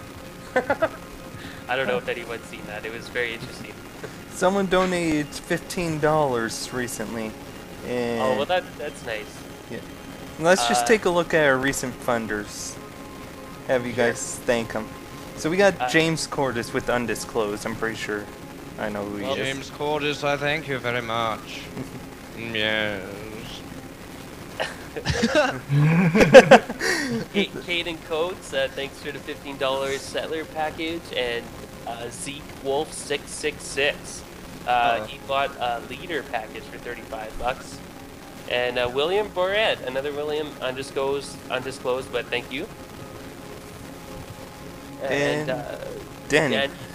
He's Baron Jolette, $15. Thanks. We had a really interesting. A Sultan from Dubai bought a copy. I was scrolling through the list, and there's an address from Dubai. That was kind of interesting. And his name listed was Sultan so and so. Yeah. Never. And he bought a $100 copy, so that's pretty cool. Yeah. Someone wrote, did you guys ever get my emails on here? Yes, we did, but there is currently, there was about 44,000 emails in the last month, and a lot of them are buried, and it's going to take me a few weeks to get through everything. You can email me at sworn@codehatch.com, and if it's pertaining to the IGG, like you pledged and you upgraded, go like IGG upgrade, not applied or something, those are the ones I'll be going to first in the next few weeks. Alright, so I'm going to type in the email and the ticker just for these guys to click on to let them know. So if you guys want to email about if you want to combine the two or there's a problem or whatever, the email is sworn sworn. Right? Oh, no, just Sworn. SWORIN. Alright, at codehatch.com. .com, yeah, that's it. Alright. Your perks apply to your Starforge account. I'm going to be emailing every single person who got a copy through an automatic emailer. And that will probably be, I think, in a week to a week and a half from now. And it will detail on all the information on when the perks will arrive, how long, and so forth. So right there, sworn@codehatch.com. And when the automatic emailer emails you, it will come from sworn@codehatch.com. So search for that if you feel you missed it. By the way, everyone, the link is clickable, so you can click on that. It'll open up your emailer. And so, as for like someone mentioned, he doesn't stalk us. That's cool, you know, because stalkers are kind of, they can be a bit scary. It's kind of flattering, but scary at the same time. So, and we're just regular Joes, right? No need for stalking. All right. Any other questions here? On here that they. I guess we're going to end with the Q&As. We already gone through the perks, the donations, what you guys are planning to do. Is there anything special? Any teasers you want to give to the people watching? Teasers. Well, let's see. What's this guy making this link here? I'm going to open what this guy's saying. Your world of text. Okay. Is Sorry. it okay to attention? Let's see. Easter eggs, winch gun. Someone's asking about the winch gun. When is the winch gun coming out? Well, the winch gun will come out. It serves like lots of purposes. It makes sense of all the creation. It's some sort of nanotechnology. Is that right, Steve? Yeah, that should explain it. Yeah. So it beams in everything, and it also is like Just Cause. Everyone knows the I think the gravity gun mixed with the Just Cause grappling hook. Yeah, and also makes sense of creating blocks everywhere. Portal gun. We're not sure about portal gun, but Portal. Yeah, that'd be like an extra clamped on feature. You'd have to clamp on the winch gun down the line or something. It's like, hey, now you have portals. What do you know? That would be kind of cool though, like portals of space, outer space. You just like keep falling and falling and falling through the atmosphere. That'd be interesting. I can see this thing, your world of text.com. Someone put in /cyberjoel. I can see it updating automatically. They got some things aimed towards you. If you want to take a look there. Someone said, will the winch gun be just for people who pay? No, the winch gun will be for everyone who bought the game. And the winch gun will you will start the game with the winch gun every time, so you'll always have it with you. It's like a default weapon, and you can shoot out a cable and swing Donkey Kong Country style with it, or Tarzan? Yeah, or Tarzan style. George of the Jungle? George of the Jungle. We got lots of jungles. Yeah, for whatever your style is, you can do that, and it's really cool. You can also connect two objects together. We're experimenting with physics roll. You've seen it in the Indiegogo video. The guy getting dragged behind the vehicle, right? Oh, That is a guy getting attached to the vehicle with the winch gun. So it's you could really just do anything. You could attach a tree behind your vehicle and drag it around and try and hit people with it. It's gonna be really fun. Yeah, just think of a giant cable extending from a gun, futuristic gun, with physics, and I think that's probably sums it up. yeah, I think I got it right here. It's on Oh, the you got video. it? Yeah, just about. I think it's. It's after this. You guys Yeah. talking. I'm going to turn on its sound so these people can hear. Okay. Yeah, there it is. Yeah. Oh yeah. Yeah, see that rope right there? No, that's gonna come out of the gun, and you will be able to do that in game with anything you want. So, yes, you can string people together. Well, I know you're releasing a new builds soon, but seeing as that winch gun and it's you being dragged, is that going to be any indication that we might be getting like a small multiplayer type, or is it still going to be single player till you release? Oh, multiplayer? No, multiplayer will be coming in the next release in mid-December. Someone asked who created the music. That was Loudcore. Kevin Greenlee. He's a good friend of ours. I actually started working with him a few years ago. He did the entire soundtrack for Silas, and he's doing this soundtrack for Starforge. Loudcore.com. He's only like 17 or 18, so shoot him some support, guys. He needs it to buy better equipment, and I'm really excited to see what he comes out with. There you go, loudcore.com. Yeah, it's great music. We're excited to see where he goes in the next few years, because he started so young. Like, I started working with him when he was like 15. We're all fairly young here at Code Hatch too. Yep. Oh yeah. Well, it's best to. I mean, most of the innovators these days are just the young guys, and then it's America that steals all the ideas. Yeah, I guess we got nothing to lose, so that's why we did this, because, you know, we were just working physical labor jobs when we were doing the first Starforge for the first year or so. And, yeah. And I was in school. I Nathan have was in school. I have an interesting question to your one employee, if he's Hi. still here. I am still here. Okay. I've been just sitting, listening. He Okay. sleeps on our couch sometimes. All right. Yeah, only a rush. Anyway. How? When did you exactly join these guys? Did you all start at the same time, or did you join in at a separate time as the other two? Yeah, so just last July actually was when I saw a little Facebook advertisement almost that Code Hatch put up saying like, hey, we need a developer that has skills with C# and blah blah blah, and I was like, hey, I have all those skills. I've been programming games since I was 12 or so, and I've been in school for 2 years, so university for 2 years, so I think I could take it on. Gave them an email. Didn't expect anything back, but I was really surprised. Oh man, the one developer in Edmonton that I could join, like the one game studio in Edmonton that I could join, has actually accepted me, so got to talk to them and whatnot. And yes, it's so I've been around for just 4 months now, not that long, but yeah, I've been plugging hard at the code, mostly I did the menu system and whatnot, and procedural weapon system, and yeah, just random stuff mostly, multiplayer. Nathan's Yeah, really, multiplayer now. really talented. We seen that when we got his resume. Like, people are wondering, like, how can become a game designer? Like, yeah, basically, like when we put out for someone to work here, we got like 14 resumes in a day. How many?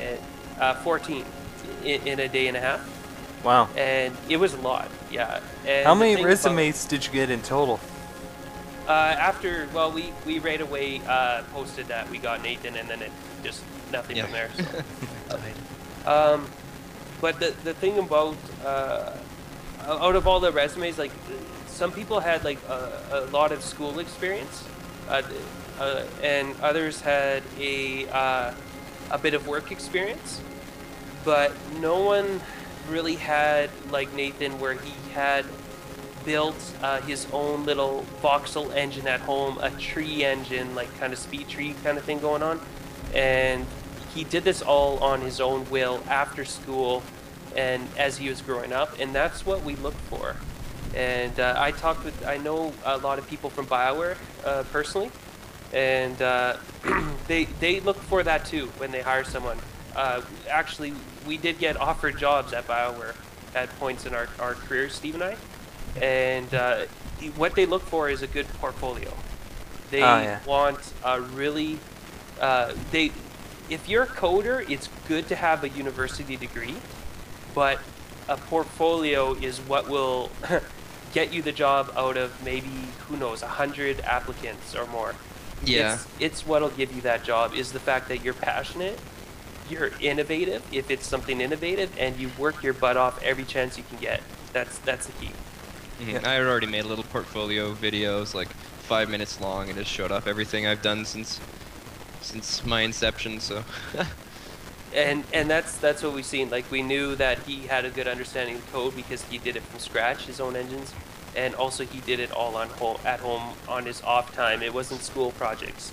So if you're going to school and you're like just doing like the school projects or the bare minimum, don't do those, and do tons of stuff at home. Like, make tons and tons of stuff. Yeah, well, one of my teachers was telling me, it was like, to be like a good coder is not just to do it at school, but to do at least something once a day, because you'll get yourself more experience. And with programming, it's like, programming is infinite. You can build whatever you want. You just have to have the mindset to do it. Yeah, find what you love, what you want to program, and just do it, build it, make it. Yeah, you just make it, and you see, Nathan was a perfect fit for us because he made a voxel thing and a tree engine, which actually, oh, you're wondering about a teaser. We're developing a tree engine right now, and Nathan actually spent a good week on it. We didn't show it yet because it's not quite ready. Yeah, it's a little jittery, but we're working on it. Because we want, what was it, 10,000 trees we're trying to put on screen? Yeah, well, my first tree engine had 1 million trees in it, but wow. This one. But this is the first time I picked up Unity. Like when I was hired or whatever, I had never touched Unity. So yeah, and that's what's really cool about like, if you're looking for a job, like, make sure you have a really good portfolio on top of your resume, and B, if you're doing stuff that you love that is geared towards the company you're working. Like, so let's say you're trying to get on at BioWare. If you're like actually really into RPG stuff, and maybe you build some really insane dialogue system as a programmer, that's going to get their attention. That'll get you the job. Just like Nathan was doing voxels and trees. Whereas everyone else was kind of either just doing what their school required of them, or they were just in kind of a different field of programming. Like, if you're a software guy, odds are you probably won't get on at a game company that's trying to do something like what we're doing, you know? So that really does help. Depends on what kind of software you're making. If you're making something like a tool to make game development quicker for the team, that's valuable. Yeah, that is valuable. Yeah, like Steve said, there's so many different areas, but it really depends on what the company's hiring at the time. So if the company isn't hiring a tools guy and they're hiring a gameplay guy, then if you have a really good portfolio showing that, then you could get that position easily. As for art, portfolio for art, have lots of really good looking stuff. If you're going for a big company, then you're gonna need really polished stuff, like really tight, polished AAA quality stuff. If you're going for like an indie, like Code Hatch or something, let's say we have an art opening, what we recognize is a guy who can wear multiple hats. A guy who can do animation, art, UV mapping, text stream, and is good at it, in what he shows us may not be like every little pixel is, Right. you know, I want to. perfected. Yeah. Yeah, I want to ask a question. I want to point something out. You said a few times about the art aspect. A guy. What about if a girl wanted to apply? Art Gender aspect stereotypes. about with the art. Oh, a girl. Yeah, a girl can apply, and we did have applications from girls. We don't differentiate here at Kodach at all. Okay. Because Yeah. because you just sound like you were just like looking for one guy, and because it was sounding like it's like they had moving in with you. Because I don't know about your one employee. Does he actually live with you I don't guys? actually live with them. I commute. Yeah, 40 minutes a day.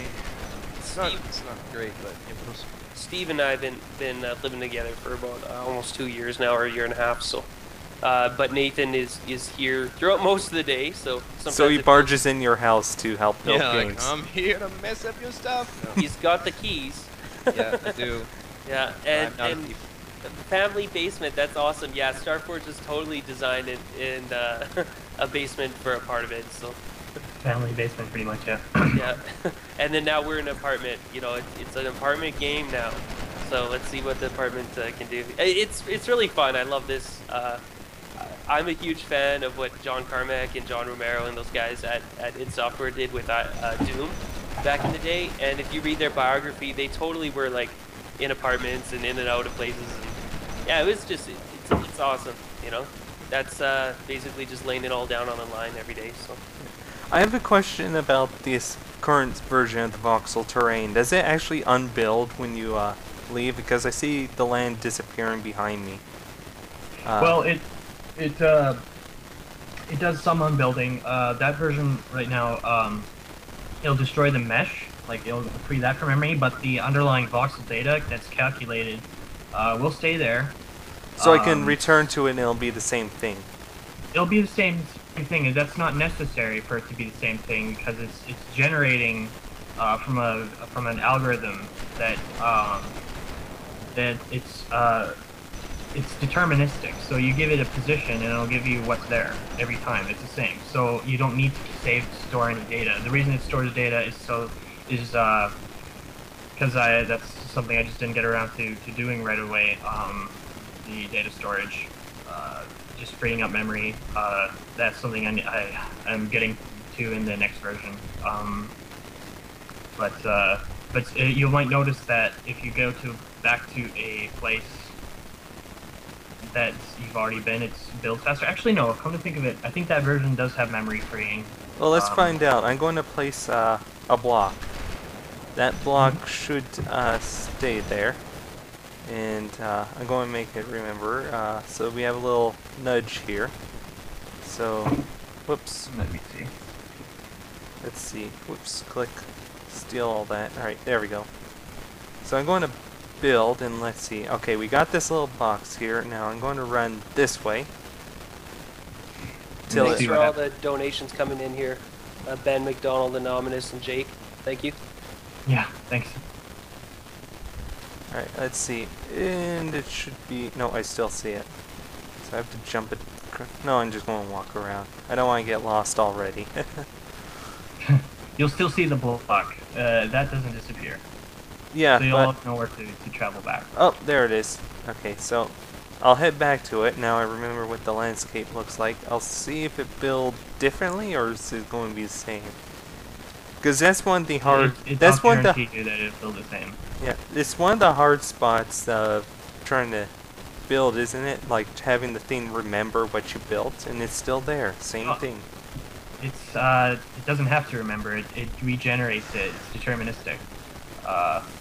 Means you give it the position in space X, Y, Z. It returns a terrain density value. Is it solid? Is it air? And it puts solid or air. And in this case, yeah, ground is solid, not ground is air. Yeah, it's like a function. If the function is x times 3, if you plug in 3, you'll always get 9. Yeah. Do a barrel roll. Do a barrel. Hey, how do I do that? I don't think you can do barrel rolls. Do a barrel roll. Screw this. I got the gun. I'll do a barrel roll somehow. Probably could. Yeah. Come on, Fox. Don't do that again. That was horrible. I can't do a Slippy impression. Do a barrel roll. I've never played that game. It's such a good game. You don't know the classic Steve. I've had only a few games on Super Nintendo. Yeah. Really? I still have all mine. I just haven't played it. I finished. I have my Super Nintendo in storage somewhere. Nah, everyone has their Super Nintendo in storage. Mine's out in the open. Oh yeah. Oh no, wait, no, mine's staying on my glass cabinet back at home. Yeah. Not to distract too much from Starforge, but they actually made a Star Fox 2 for the SNES, but it was never released because they're like, oh, well, I know you guys finished the game, but we wanted to put it on the N64 to sell our new console. So, whoop, bye-bye, and just scrap the whole project. Oh really? That's sad. And you can actually play it on an emulator. Oh yeah, that's a ROM. Yeah, it's a ROM, and people have actually, in protest of this, like, download the ROM, put it into a SNES cartridge, and put it into their SNES so they could play it as though they're actually developed. Really. People are so desperate for that. All this talk of retro makes me wish AVGN was here. That would have been so cool. Who? Angry Video Game Nerd. Oh my god. The reason I know about this is because I've looked on Reddit Gaming. I don't know if anyone else has been in that same I don't thread. use Reddit. Someone wanted to use Reddit to get more people here, which was interesting. I forgot what her name is. She's on your forums. Oh, cool. That's cool. I don't know if we have any girls on our forums. Yes, girl gamers do exist. I have Yeah, one. they do. Yeah. Unfortunately, we don't really know too many in real life here in Edmonton. I know Yeah. one. You know one? That's Yeah. cool. Yeah. That's awesome. Slightly attracted to her. Oh yes. Yeah. Yeah, that's right. A just gave us a random link to the let me Google it for you loop. Oh yeah. Yeah. Back to power generation. Players needing to produce electricity. Yes, they will need to produce. If you've seen in our Indiegogo video, there was like this red. Here, I'll show it. Lasers. Laser. Yeah. Don't worry, you don't have to like hop on a bicycle and generate power like that. It's just that you put a little thing here, it sits on the somewhere and generates power. And that's all it does. Yeah, that'd be kind of cool. If we did put a bicycle, it would like totally ruin the game, but it'd be something very interesting, eh? No, like Like before the chainsaw. A feature. bicycle that generates power. Oh, hamster wheel. That's a Yeah. good Oh, idea. there it is. Found it. There we go. That guy's falling there.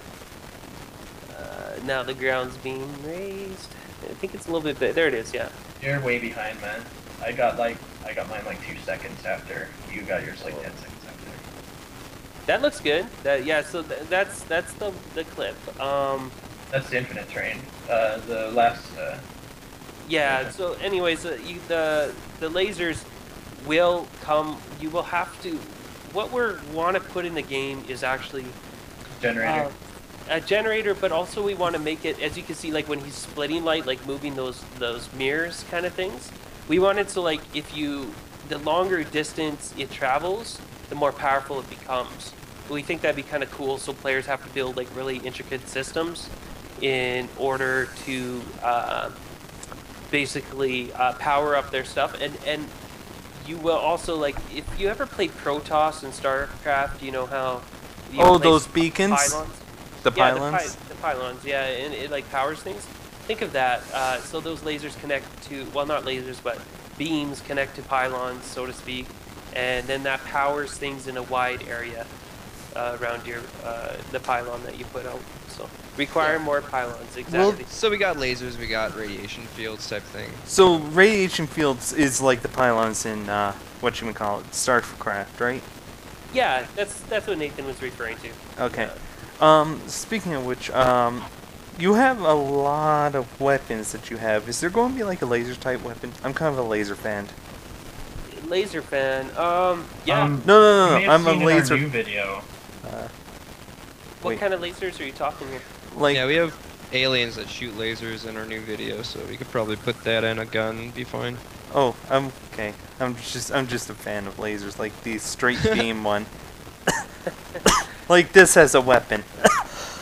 We do plan to do a high-tech set of weaponry, and they will most likely shoot lasers. Plus, we want to do a magnetic set, and we want to do corrosive fire. Will there be and weapons that affect the terrain? Yes, actually, the winch gun, we were thinking of also having a function that can raise terrain, level it, and mold it. But it cannot dig, so you'll have to do your digging through pickaxes, drills down the line, like you could get big motorized drills, stuff like that. But as you gather these raw resources, you can spit them back out onto the ground and place asphalt. You could build roads, you could raise mountains, whatever you want. Okay. Also one more question about your weaponry. Will all of it be like available, like a luck of the draw? I see those briefcases out in your new video, or would there be like a type of progression, like you can't use this weapon because you're either inexperienced or your suit doesn't have enough power to power it or something like that? Okay, so can you not use a weapon? No, you will be able to use any weapon. So if you're a level 1 character and you find a level 1000 weapon, and let's say it has 20 barrels on it or something ridiculous, when you shoot that sucker, it will probably blast you off into space and you will die. Yeah, so that's what we want. Weapons will kill you if you are inexperienced. So, or there's always a chance of death. Okay, so you're making death very possible in like many cases. Like there's going to be probably, whenever it comes out, 1 million ways to die or something like that. Yes, like I said, you could open a chest and there could be a weapon with flamethrower attached to a rocket launcher. It fires at the same time. It's malfunction weapon, blows up in your face when you shoot it. There could be another weapon that spews out. Let's say we put water down the line and it shoots electricity. Somehow it gets sprayed onto you. It kills you too. Like there's lots of things. We want to do, of course, chainsaws mixed with bayonets, as many as you want with the guns. Maybe people remember we had a picture of a on our Facebook a while back of a weapon I came across procedurally that was really funny. It was a chainsaw with dual blades, but one blade was pointing towards a player. Actually, I'll link it here. I'm just pointing it now. I'm trying to link it because I don't want to open my personal Facebook page. I might have something I really don't want to see. It's pretty funny. I hope this link works here. I have to copy it all, but if you guys quit talking... someone already put it up. That's awesome. Yeah. Alright, copy link's location. And I think someone put it up. I'm not sure. Oh, there it is. Oh, okay, yeah. Anyways, basically, yeah, it's pretty funny, eh? Yeah, I came across that just like randomly looking through the chest. So you never know what you could find. It could be instant death. And it's funny because you don't die swinging that, but if you turn it the wrong way, it will enter into your torso, which sucks. And Darth Maul probably approves of that. I mean, who wouldn't approve of that? So it's different. It's an extreme test of will. And that's the beauty of procedural weapons in Starforge. Everyone knows Borderlands, but we're different than Borderlands because... I don't know Borderlands. Okay, well, the way the weapons construct themselves in Borderlands is more... It's like there's I think 3 or 4 parts, and it's always forward-facing. Ours can... kill you. Yeah, well, like that. You never know what to expect. But we're thinking of putting like when the weapons in our games were sent from Earth through 1,000 years. One company is a bit, they're shady. They never sent good weapons, and that's what you get. So you could get some interesting weapons in Starforge as we keep going. It's just we never really know what you could come across. I'm trying to think of some other really interesting scenarios that may very well happen. Yeah, I found a weapon once that had 20 barrels on it, giant chain gun, and it looked like a TIE fighter almost. It's massive. Did you shoot it? Yes, I shot it, and yeah, it pretty much shot me up at the same rate as the stupidly overpowered rifle.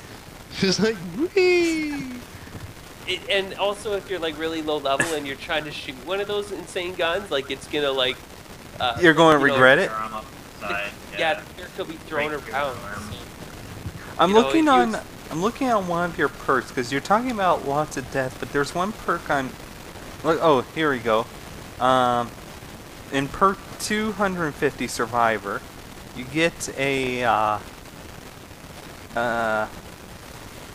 procedurally. You name a procedurally generated weapon and be immortalized. Who keeps buzzing our apartment?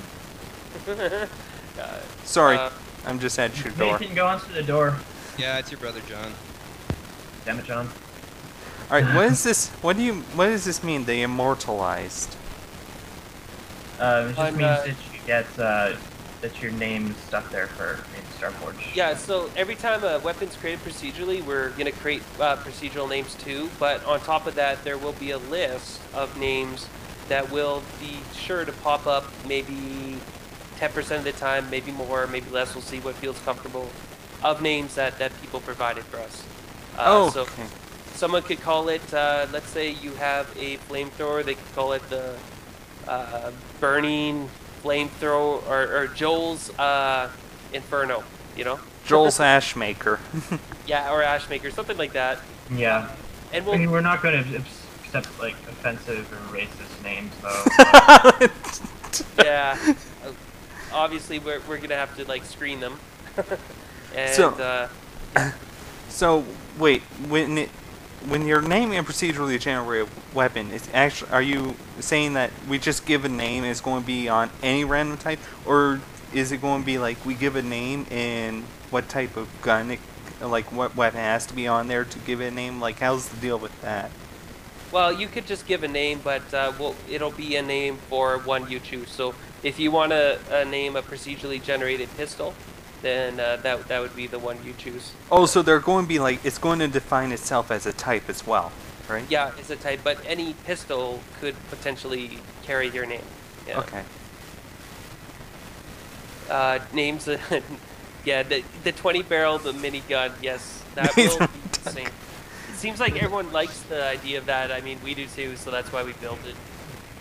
Alright, so yeah, if you guys want to name a weapon, $250, and you get a lot of stuff from that too. Devin said you should fall over after a certain amount of barrels. Yes, we're definitely looking into trying, like we're gonna, as the barrels increase, we want to put a back strap on the player so he can hold it like you would a leaf blower or something like that, and he can wander around. And if it gets too heavy down the line, I'm not really sure. Maybe we could wheel it around somehow. Who knows? Well, if it's not wheeled around, it'll just crush you, unless you have like super strength. Yeah, super strength.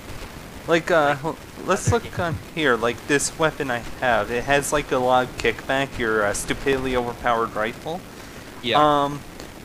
How hot, like, what are you going to do with the kickbacks as well? Is there, like, infinite amount of, like, kickback the gun can give? Like, a level 1000 can just shoot Yeah, you totally. 5,000 Our whole kilometers? team is emergent, right? Like the weapons, you can feel them physically. So if you get something crazy, it could shoot you into space, or you will fling so far back so quickly that you could kill the other player that you hit. It's just that's what Starforge is all about. It's just infinite gameplay, and it's all accessible, but there could be some crazy things that happen to you as a player if you get a really high-powered gun at a low level. Because we don't like the constraints that Borderlands has. It's like, level 25, you have to be to use this gun. So you want to make it as all available and infinite as possible at And the same infinite time. leveling up, yeah. So you can level up as far as you want. And until you die, if you don't build a vat, and building a vat in survival is very expensive, and enemies will try to kill it. They do not like it. They don't like the vibrations it produces underground. So. Okay, so what happens if you do die in the game? Do you just like respawn back to level 1, or how do you not unless you build a vat. Yeah, if you die, we want to do permadeath, so you will respawn at level 1. But you can try and find your old fort in the same world, and try and pick up all your stuff. Yeah, pick up your stuff if you find it, but maybe someone looted it by then. Who knows? So how are you going to handle the multiplayer aspect of it? Is it going to be like one person holding a dedicated server, you guys doing all the dedicated servers, or is it going to be something like a MMO? MMO probably not. No. I'm working on the multiplayer right now, and as it stands, any player can start up a server and advertise it for anyone to join, and anyone can join that. You can go direct IP. Later on, we'll have a little a lobby system so that you can figure out what game's going. You know, multiplayer game. I don't know if you guys can see on the screen right now, but you see that little black dot right next to my targeter? Isn't that the blocks I placed a long time ago? Yeah. So Yeah, it is. So what's the render distance for blocks anyways? I'm curious at that. I don't believe it has one. So it just places it as far as I go. It depends on, I think the camera's view distance is like 80,000 kilometers or something. Yes, built-in voice chat. Yeah, built-in voice chat will be a thing. I could make it so it just like poops things out of the existence, or you just don't render it anymore after a while. So.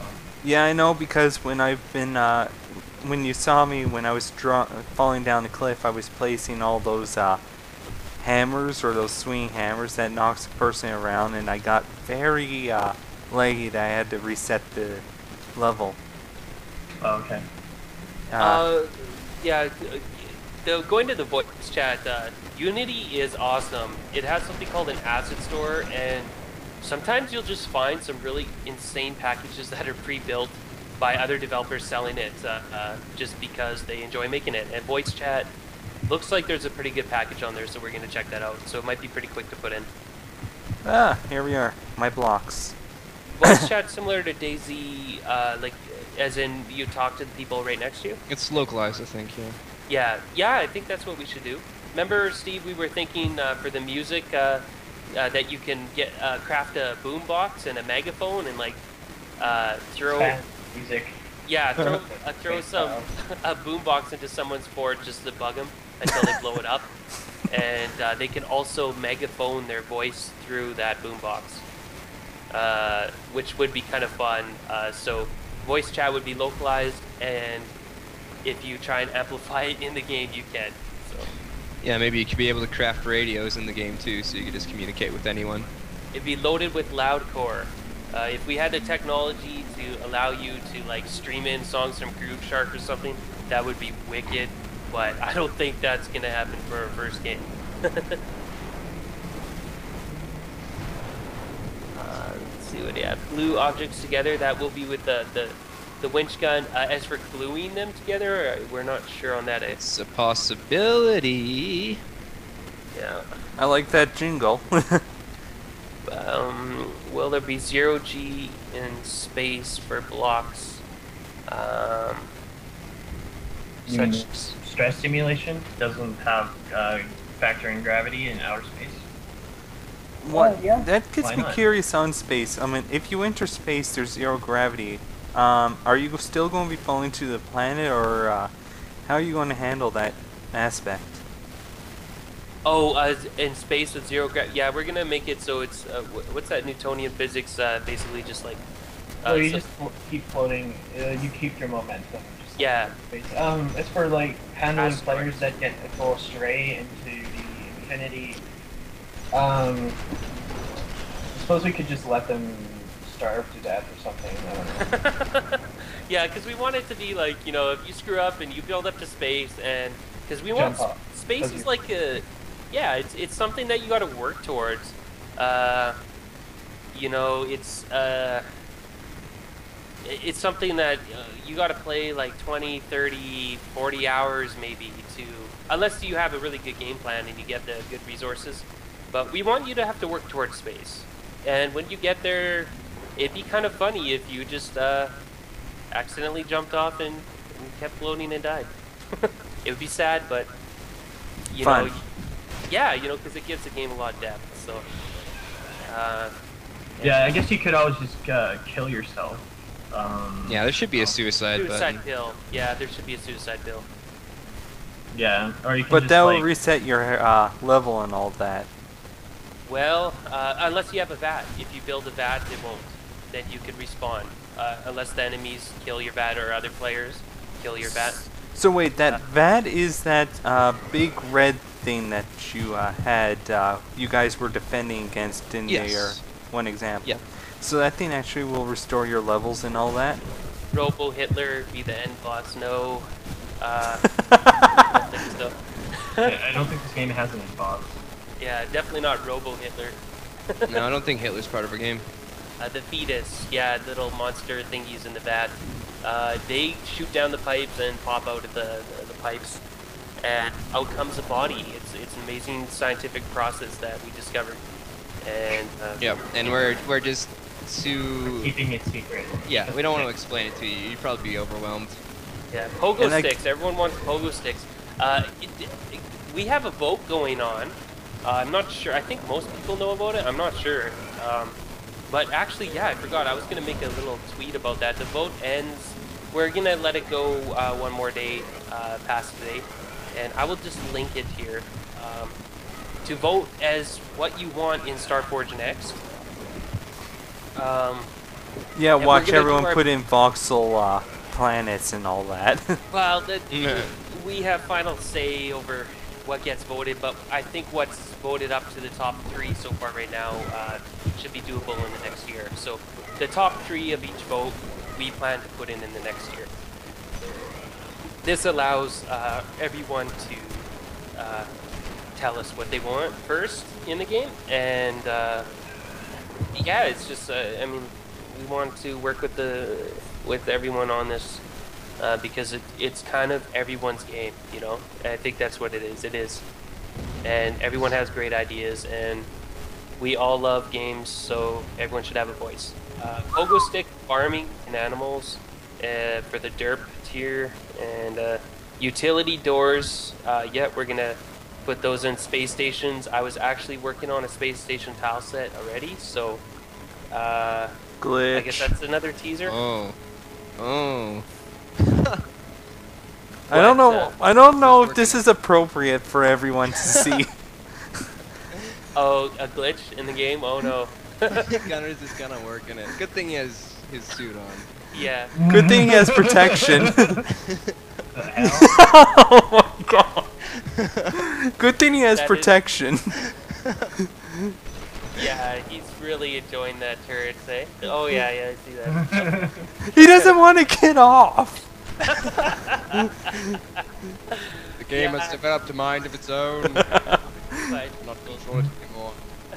So it looks like you Um, have a few glitches. One where you yes, stand the on man it. gets very lonely on a planet, and the thing is, you know, a turret, cold hard steel, right? Nothing wrong with same sex. Now, all our turrets are female. Some people are attracted to Hold on, opposites. hold on. I don't think Turrets, you know. the plasma turret, the laser turret is. No. It has a nice long shaft. Okay, let's see what else we got. We're in the construction.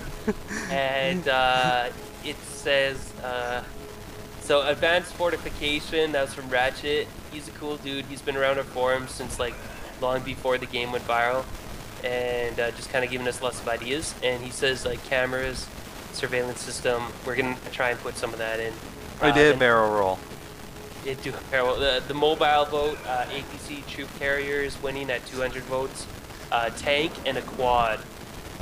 Those are the big winners so far in there, and those will be in next year, and they will come first because you guys voted for them first. And then we got a massive space freighter, jetpack, and a space shuttle. Those will come in first. Space shuttles in almost fairly close heat with a parachute.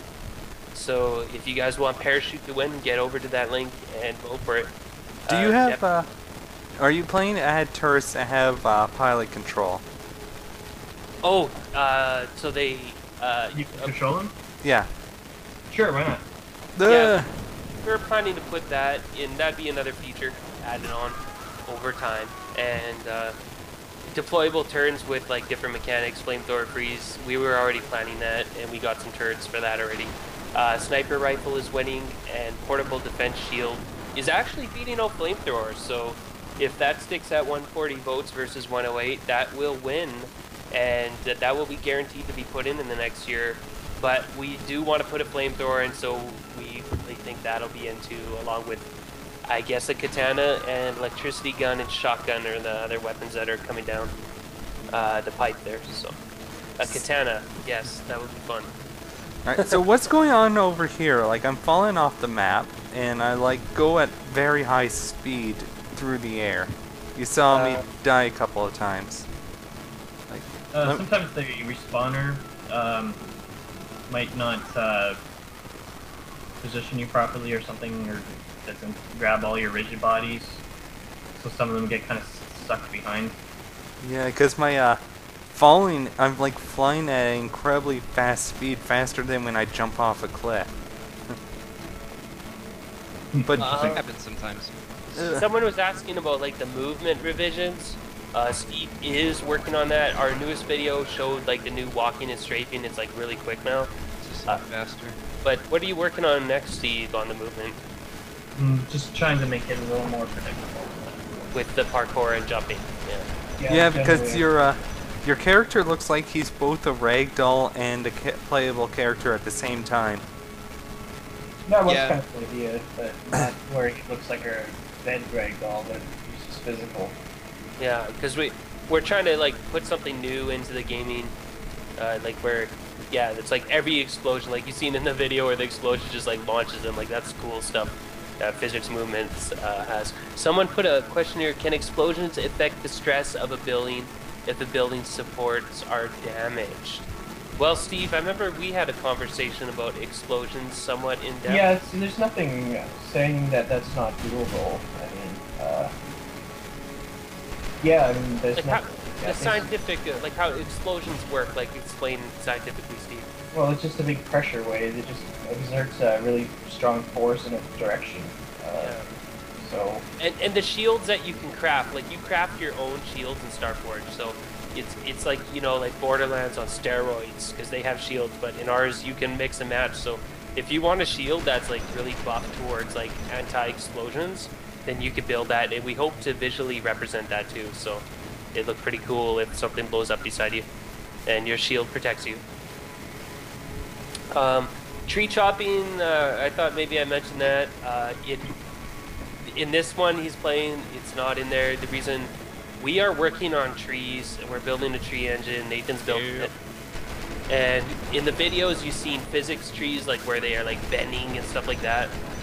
We're trying to integrate that along with also like static cuts, like where you like the tree, you can chainsaw a clean cut. We're all combining all those, so it takes a lot of time, and that's why that's not in the game, and digging's not in the game yet, because we are rebuilding the entire infinite terrain, and then once you get the base, then you put digging in. Bending and breaking of structures, or breaking. Well, the stress simulation, as you've seen in the build in the movie, if a pillar, let's say you have a pillar and it holds like a guard tower, and you break 3 of the pillars off, that tower will fall over. Digging and chopping in December update. We can't confirm those 2 yet. What we can confirm is procedural weapons and multiplayer for the December update, along with tons of other fixes, optimizations, and improvements. That sounds like everyone's going to be getting into that part, multiplayer and all that. Will stress be in the first multiplayer release? No. Don't count on it. Yeah, the stress will be past December. Blocks reacting, let's see, catapult, blocks with physics and stuff, we're gonna we'll have to look into that. I understand what people are talking about, so they're not on a fixed grid. They can like roll around and stuff. Do a barrel roll. Yeah, Steve can. Yeah, like you can convert the blocks into physics. Yeah. Yeah, I've already experimented with that. If that's work, it's possible. So. Yeah. Toggled, like the player toggles it. We could allow that. We want basically with the building, you know, like imagine you're playing a game of Fort Wars and you decide to do a strategy where you and your friends build this insane bridge in the outer atmosphere and then jump down onto the opponent's base or something. Well, opponents will probably see you doing that strategy and they could try and blow up your support pillars and ruin your strategy, but that's what we want to do. You can see in the video he's like building that structure right there would fall over. Yeah, it just wouldn't exist. So that's what we want. So like there's strategy in building, and people can get really good at doing that. Our what we call it engineering or architecture mode, where it puts that like overlay with colors in the Indiegogo video. That kind of like shows you where your stress points are. Here, I'll show it. Yeah, people will probably get like really good at that and be very valuable team members as a builder, primarily. Which gets me to a question. Seeing as you adding some of the stuff like this stress points, let me see if I can pull up that video so everyone knows what I'm talking about. Would you make that toggleable? Like, would you allow stress points, or would you make it like sometimes unrealistic? Yeah, we'll allow players to flag it on their servers. We want to give players full control over all the toggles on their servers. So when you create a server for our game, which would be a huge help for us when we get multiplayer out, because we can't afford a ton of dedicated servers at launch. So if you like create a dedicated server and let other people play on it, that would be a huge help. But yeah, like, yeah, you can shut off the stress simulation on your server. And then before someone joins your server, they could read that. They'll see like, oh, okay, there's no stress simulation on this server. All right, for those that are physics-based people, because we know this is physics, it showed 3 types of stress things: tension, shear, and compression. Everyone knows compression, but what are these 2 things that you're also showing? Shear and tension. Well, tension is stretching. If there's something hanging down, it'll be pulled down by gravity. Tension. Shear is basically, imagine you have a tower and then you put an arm on it. That arm would be being pushed down by gravity, but the tower it's attached to would be. So that collapse is like a shear. Yeah, and I was thinking perhaps in the future, 2 other potential types of stress that make it a little more realistic would be bend and twist forces. Because right now this is all like, you know, there's no rotating in this simulation. It's just like it's a little hard to grasp. But yeah, I mean those are 2 different types of forces or types of stress aren't really recognized. They're modeled after the forces that are already there, like shear. So. Yeah, very different stuff. I'm not I don't know too much about architecture and stuff. So, but Steve, I think did some research into that. So Steve's more of our resident tech guy, whereas I am the creative fantasy guy. So. Hey, we had 133,000. You guys. Yeah, it's like Elite mixed with James Bond. Thanks, guys. Yeah, 133,000. Let's round of applause. Nice. I'm actually moving my hands in a circle as I clap, so that it is a round of applause. I'm hitting a Pepsi can with a pen. Thank you, guys. That's all we got for bells and whistles here. But that is great. I mean, wait a minute. I know I have something here for that. Oh, do you? If I can find it, I have a kind of messy room right now. Yeah. Oh, right here. Yeah, Man. 133,000. That's insane. That's awesome. You get that from the fair or something? Galaxyland. Galaxyland, nice. That's like a Theme park. Theme park. Theme park in a mall. Yeah, it's in the mall.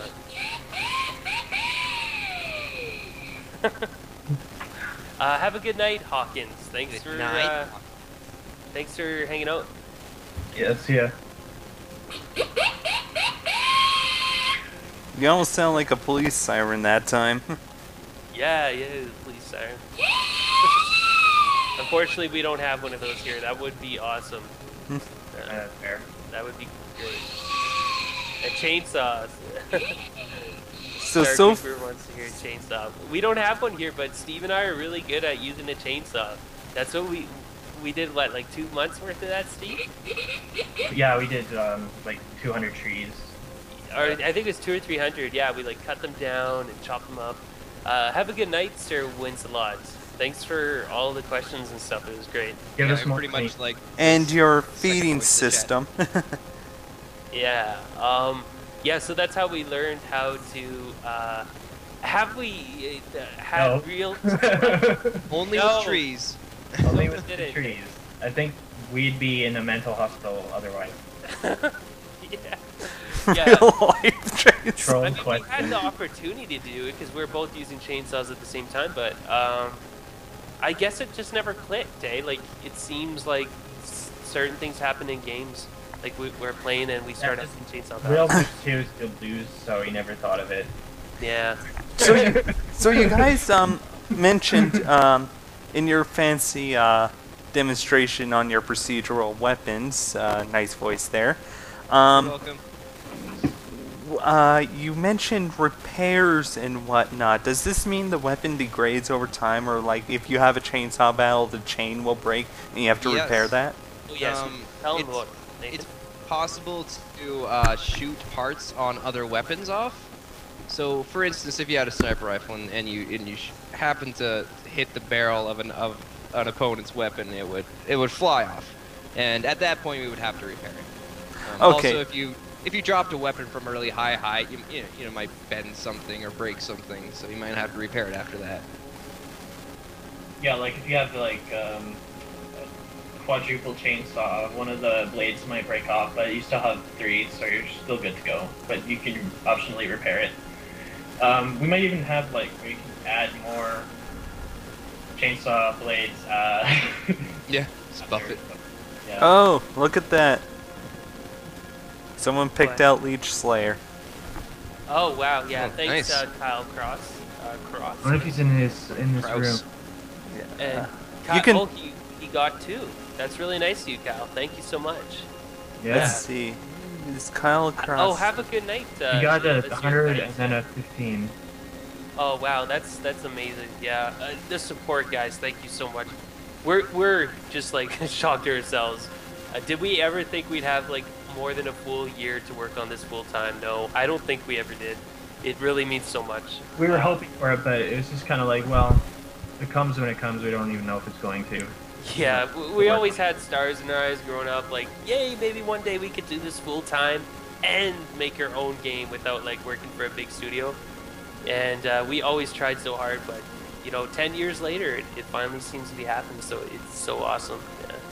Yeah. Someone was saying the StarCraft map editor. Oh yes, like that's kind of our vision with the game, is like to just have it so you're building in game that you have as much like functionality in the game as you would in like a map editor, right? Like Steve, maybe talk But about it's like better. what you think for the future, right? Like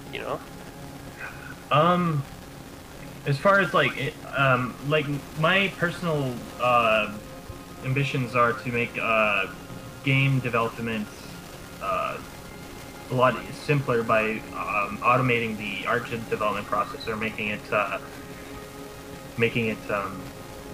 like a lot of the I don't know how to put it in words here. Like a lot of the steps that they do in making, say, a character, to make them more automated with some kind of procedural method, so that eventually one day anyone can start making games, whether it be in-game or not.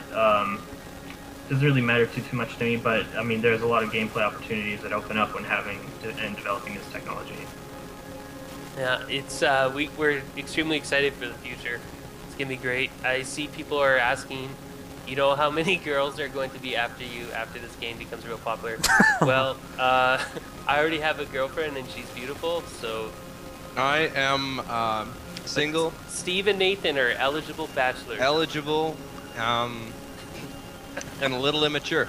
So you heard that. If you can Yeah. handle a little immature bachelor, Yeah. get your plane ticket over to Edmonton, Alberta. And Nathan will go out. And Steve, yeah. Yeah, just don't be distracted calling him during work hours. Yeah. Like, hey, what you doing, girl? Why you distracting me while I make the awesomeness? I slap you across. No, I don't slap you. That was an empty threat. I love your accent, man. He does lots of accents all the time. It's great working with him. Yeah, I did drama, so it helps. Yeah. Oh, would you look at that? Someone put in 101 instead of 100 for Leech Slayer. Wow, thanks. No, that's just like a little bit of extra dedication, right? It's like a tip, you know? That is so cool. That's awesome. You know, Just try that's to just... stand out, be unique. Oh, he is, and that's great, you know? Yeah. Will the ladies be able to play land in Edmonton, Alberta? Yes. We have land here. Are you opening a bag of chips or something?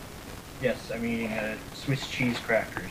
I haven't even eaten my roast beef. It's sitting beside me. Oh man. Yeah, hey Nathan, try with that English accent, or was that English or something? Yeah, it was. I don't know. I just wanted to. It was sound the posh. English accent. Yeah. Look. Give everyone a taste. Starforge, we have unlimited guns generated in real time. I don't know. It was well. Nathan was listening to classical music while he was making the guns. I always listen to classical music. It was awesome, and we're Makes like, me feel civilized. When I first walked in, he was making all these guns, right? And he was just playing the classical music. I was like, this fit. He's like, yeah, we all agreed. You should have a good night, Dr. Exavolt. Aesthetic leech. Yeah, Nathan, that's your idea, right? Oh wait, that's me. I just highlighted myself. Oh, that's cool. Thank you. Look at, wow, this is amazing, just the amount of contribution. It's really weird feeling. It's hard to explain. Just I guess going 'cause- down the list and seeing all these people just handing over the It's- money. Every Yeah, it's bit, pretty unreal. yeah. I mean, if we can grow this company past 3 guys, you know, we will. Of course, we always want to remain small, no matter what happens. We don't want more than 10 guys, like, at any point. We think that's, you know, because we think it's kind of low risk equals innovation, and that's all we want to do is, like, keep making innovative stuff. And I think if you get, like, too much on a payroll or something, then it becomes kind of scary. You might collapse, yeah. Yes. Someone gave you $2. $2, that's great. If that's What a all, cheap bastard. no, I afford. I think that's awesome. Like, if that's all someone can afford and they want to help out, Okay. that's awesome, right? 'Cause Yeah, maybe that was only $2. exactly. Maybe they only had $1. Oh. And they were giving 200% of what they had. He's the guy that made your 125,000. Oh, that's awesome. Ah. That's cool. That's pro. That's so cool. And That's he also contributed before, so I don't know what he gave. Did he So- want the $2 back? No, he didn't ask for it back. That's awesome. Yeah, it's really cool. It's really something else. I mean, it's really surreal to be able to Yeah. just talk with everyone. I mean, it seems like it's something we just want to keep making awesome games. So and just keep working on this.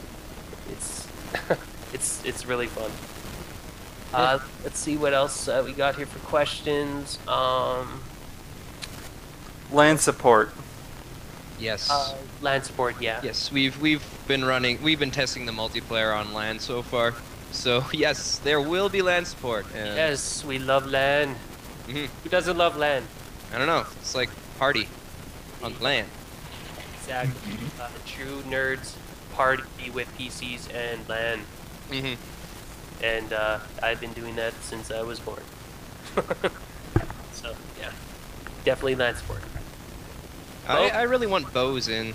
No, Oh, I don't, yeah, no. I don't Yeah, see it. you gotta have the ancient stuff. If you don't have the ancient stuff, I will cry. Well, maybe Include tomahawks, because I'm native. Yeah, well, maybe some company like sent one up. They sent a bow up. Well, you can always craft these things. You don't need to get a company to send it.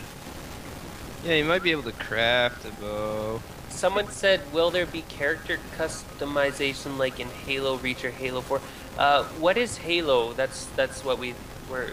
What define Halo? Halo. Just Don't blame me.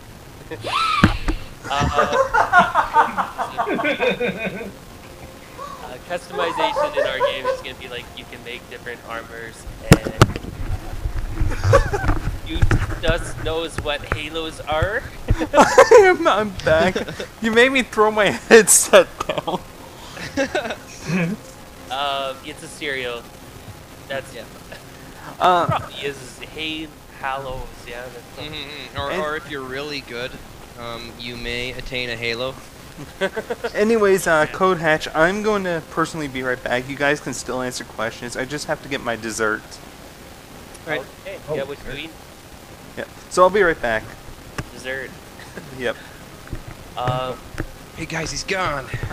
Yes. We can finally talk about everything we always wanted to. All our secrets will be revealed. I heard that. Oh, what color is your hair? Whose hair? The guy that just went, or Nathan? Nathan, what color is your hair? It's brown, dark brown, short. All our hair is brown. Mine's long. We are. Mine goes down to my shoulders.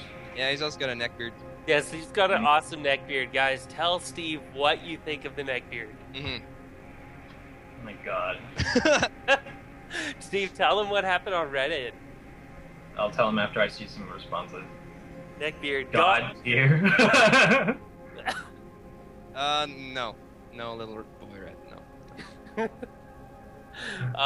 I'm Christian. I don't do that. So, let's see here.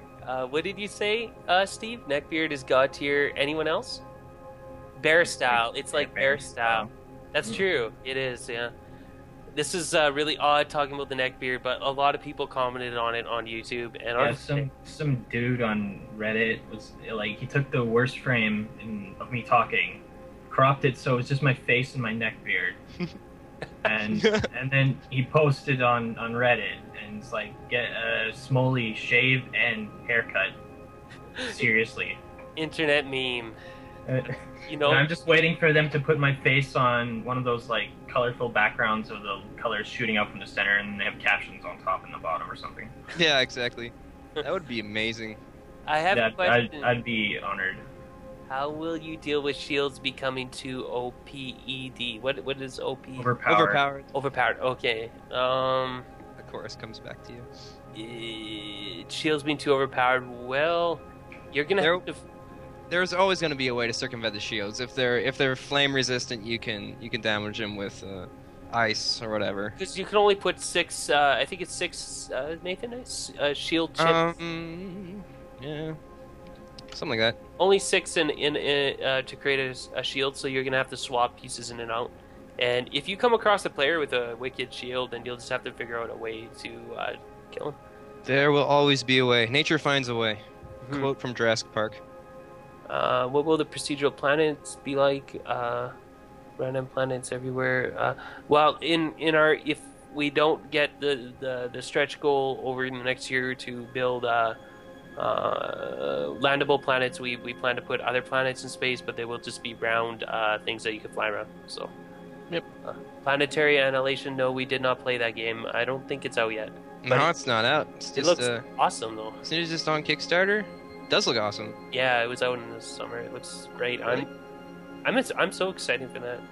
How awesome is VV? VV is awesome. He's on our forums all the time, and he is super awesome. Thank you for being there, VV, because we really appreciate you. Can we please have rocket launcher type guns that easily destroy built blocks? Yes, we are going to be putting grenades in the game first that the player can throw, Call of Duty style, because we know everyone loves Call of Duty, I love COD. and it sells very well. I want to shoot. But yeah, we're gonna throw grenades, have players throw grenades, but we will put a rocket launcher in down the line, totally. Don't say that. Will we be able to build giant thrusters on the back of moons and crash them into planets? No, I don't think that will make it in the first game. Although that does sound awesome. How'd you Well, make somebody that has a lot of face? money. That is a pretty good face. That was a really good face, Devin. Good job. Nice face, Devin. I like your face. I don't know where people get these. I know how to make the does not approve face. Is that Gangnam Style? Oh, it doesn't work. That's the entire lyrics for the song right there, eh? Yeah. Oh my gosh. Starforge 2, we're making Starforge right now, so yeah, we aren't thinking about Starforge 2. Mm. It's in the PA trailer? Okay, let's see, everything's going through here. How old is the cheese in your refrigerator? That is a good question. Should I go I check? think- Yeah, I think it's expired. Okay, I'm Yeah, back. I'll go check. I'll go check. Jacob's gonna go check the refrigerator. Yes, it works now. I got myself an apple juice, gummy bears, and 3 Pop-Tarts. Oh, let's see here. Can we have some satellites? Well, we'll have to see. Well, if Starforge 1 doesn't suck, I think it works. We need werewolf monsters that explode in red fog when you look at them. That would be interesting. Someone gave Are a you dollar. getting Is Someone that a reference from that one game that's like a copy of Slender Man, but multiplayer? Slender Man. A multiplayer Slender Man. I want to see how that pans out. That'd be interesting. It's made by different guys from Russia or something. Someone gave $1. Thank you, HFD Karan. $1. That is so cool. Oh, he made 2 contributions. Anonymous, $15. Blake Dart, Disclosed, and Martin Bread, $15. Thank you, everyone. Every little bit helps, and it adds up. That was me who donated that $1. Thank you, Gold Quran, and it's cool seeing you around the forums. Oh, Heather said hi, Betty. That's my girlfriend. She just had surgery, and she's getting better, so she's not here at our apartment right now. So maybe everyone could say, hey, hope you heal up. That'd be cool. Oh, I got it. Give me a minute. What's her name? Heather. Heather? Yeah. Oh, that's nice. She'll really appreciate that, guys. It's surgery isn't a fun thing, so. There you go. She's been so supportive too. It's really something else. You know, because before the game took off, Steve and I were 2 guys working like anyone else, just a random job somewhere, and yeah, we're pouring all of our spare time into this game, and 10 years before that, we didn't really seem to be getting anywhere with it, but we just kept telling, you know, that uncle that everyone always has that's like, you should be working here and making this money. What are you doing wasting your time with the art? Oh, I have something like that. Can I tell you just a story? I know we're just sliding off Starforge, but I'm going to tell you this. Go ahead, yeah. My uncle believes that gaming in general is a fad, that it will end soon, in a few months. What a Gaming's bad. like I didn't Heads? know anything. Is not a fad, for the record. I will put on there just so everyone knows. He will go to the end of the earth to try and prove he's right. He will not stop saying it. My friend argued with him countless times trying to prove to him that gaming's not a fad. Yeah, you know, like I said, we all got someone in our lives who, you know, they don't believe on your dream, so, you know, you just got to keep going, right? You know, it's in your heart. Unless So they maybe they do it purposely to motivate you. Yeah, it's like, it's not a fad. Yeah, I'm gonna go and make a game, yeah. Something like that. Yeah. Golden Crow, gaming has been around for a million years, indeed. It's been around forever. Ever since the cavemen first threw rocks into a ant hill. And disturbed the ants and seen who Mhm. what the most. You know? I got It was the pop. first godlike.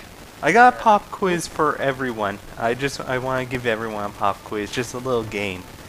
Right. What sport was actually used in place of war to solve issues? th- th- some I'm not Sport. sure, but Nathan, Heather wants you. Like in history? Yes. Yep, talking another voice, Nathan. Another voice, man. Yes. Historians conclude that the sport they played was chess.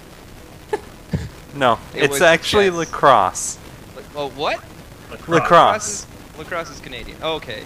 Lacrosse, it actually, I have the native background, so I always follow that story with me. Yeah. It's actually two disputes between like tribes, and instead of beating the living crap and killing each other, they instead do lacrosse in place of war to settle their dispute. Winner is obviously right. Oh, That is awesome. And now imagine we did that with the Taliban. Yeah, but What if? they probably wouldn't be happy with that if they lost. I don't know what the lacrosse is. That Canada's national sport? Yes. I always thought hockey was. It's No. actually What? It's actually North America's national sport since it's originated from natives. Yeah, we don't have any hockey here, eh? It's just it's not here this year. It's Are you not- serious? Instead. Yeah. Okay, Oh, everyone against go me. to Edmonton and start killing anyone who's saying nay. What? I like Edmontonians. Do not kill them. I wish we had hockey this year. Yeah, no hockey. The NHL is just not doing it. Some guy created a song I heard on the radio singing about hockey not being there this year, and like it was really sad. Yeah, suicide rates have skyrocketed. Yes. And did you guys see No. that video of someone jumping off of the second level in West Edmonton Mall? I don't know where it is. It's on YouTube. It went like viral. That's what happens when hockey is gone for a year in Canada. Well, We take our hockey very seriously. Remember the raids last year? The riot, I mean, in Vancouver? Vancouver. Yeah, it's funny because they put that a picture of the riot next to a picture of the protests in Egypt, and this is Canadians rioting over hockey. It's really odd. Yes. Well, everyone's worried about their crazy social problems. You know, dictators, whatnot. The Canadians are having their first world problems. Like, I want hockey. We Officer- watched Officer Bubbles. Yeah, Officer Bubbles. So we were watching Trailer Park Boys last night, actually. Yeah. Stupid geese. Shoot balls into the goals. Let's see what else we got. So yeah, Canada's a great place. Though we live in the frozen north. It is freezing out there. It is It really is pretty cold right now. yes. It's not too bad. There's 3 hours left on your fundraiser, and Hockey at Starforge would be awesome. I just Yeah. don't think it's time to put it in. you make that sport first. Screw soccer, even though it's easy. Screw basketball, even though it's a bit harder. Do hockey, even though Do I'm we not a live hockey near fan. British Columbia. No, we live in Edmonton, which is actually it's Yes. next- Alberta is adjacent to British Columbia. Adjacent. Adjacent. Yeah, and Alberta is north of I think it's Montana, right? Yeah, for our American friends. Pretty sure it's Montana. Let's see what else we got here. It's 20 or 30 degrees outside. That's pretty good. Yeah, I think it's like minus 20 here, right? Celsius. Or minus. But you're talking Celsius. yeah. 20 degrees Fahrenheit is like -3 Celsius. What if someone actually bought the $10,000 pack? Well, I think they'd freeze to death if they came over on a plane right now. But yeah, maybe Steve would give him a foot rub too. Who knows? It would be an awesome thing. Unless the donator's Canadian, because you know Canadians are more easier in the cold than Americans. Yeah. It's yeah. like the Jamaican bobsled team when they came to Canada. Yeah. The Jamaicans have a bobsled team. That just No, it's a video. It was a movie, if you remember. Yeah, I watched that movie a few times. That was a great movie. Jamaica. It was, I think, for the Calgary Olympics in like the 80s. How big is your igloo? All Canadians live in igloos, right? Right? yes. Yes. Yes. Mm-hmm. Well, you could see in the video the apartment, but that's just where we are. We sleep and curl up in igloos at night. Keeps you warmer. It's yeah, I don't know. It's a few, probably 100 square feet, give or take. It's pretty roomy. Yep. Oil-powered TV computer. What?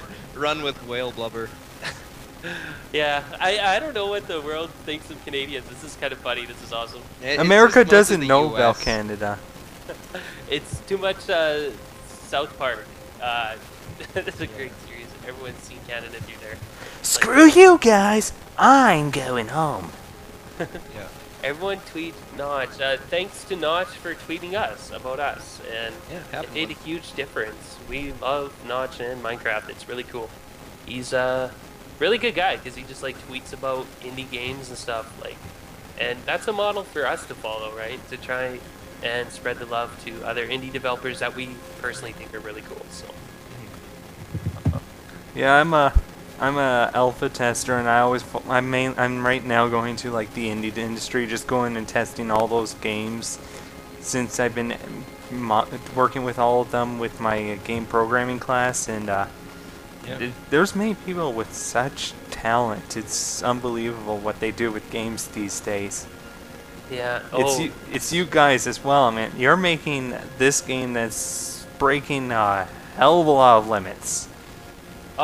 Yeah. I can't count how many mean- limits you have broken. If it was a law to break 10 limits, you guys would have been put up as the first people in Canada on death row.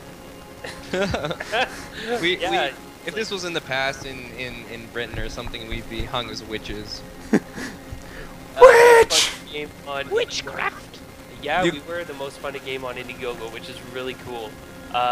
True story, the reason we went on Indiegogo was because Kickstarter requires a permanent address, and you also have to do a bunch of stuff with like lawyers and taxes and stuff. Oh! And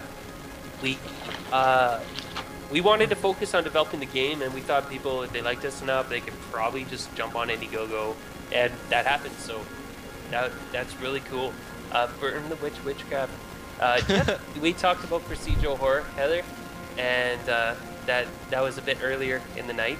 I'm going to be uploading this. Live stream allows me to save the video as well. I'm going to be uploading it all on YouTube, and if you guys want, I'll send you a copy if you want. It will have all our voices as well, not the chat though, but it'll still explain all the That's themes. fine. Yeah, without the chat. It might be a little hard to follow without the chat, but Well, you people guys do call out the person's names and what they ask, so Yeah. for the most part. Let's see, wedge-shaped block. Well, we are building a ramp 3D tile set right now. Yep. I actually got it in the works, and it is possible, so people can walk up ramps, like in Halo. After all, doing stairs with tile sets as they are kind of sucks. So. yeah, your blocks are making it's more impossible than Minecraft. I mean, Yeah, it's because of the physics movement. You know, it takes so much work to, which we are working on that. Like Steve's working on the parkour to make it just really solid to go up blocks. Whereas in Minecraft, it's just like scripted movement, so you always can expect the exact same jump each time. Someone said, so you does know what halos are? troll talk. No. Ignore them. Yeah, No, I don't know what Halo I is. enjoy reading those though. I don't know why. Alright, I like here's imagining what voice they're using. Like, here's the question: who's the map designer for this map I'm currently playing at the moment? God. God, yeah, the computer. What is the point of this block? The level always creates one, like, because there's an object there that I forgot to get rid of that automatically creates a block or something.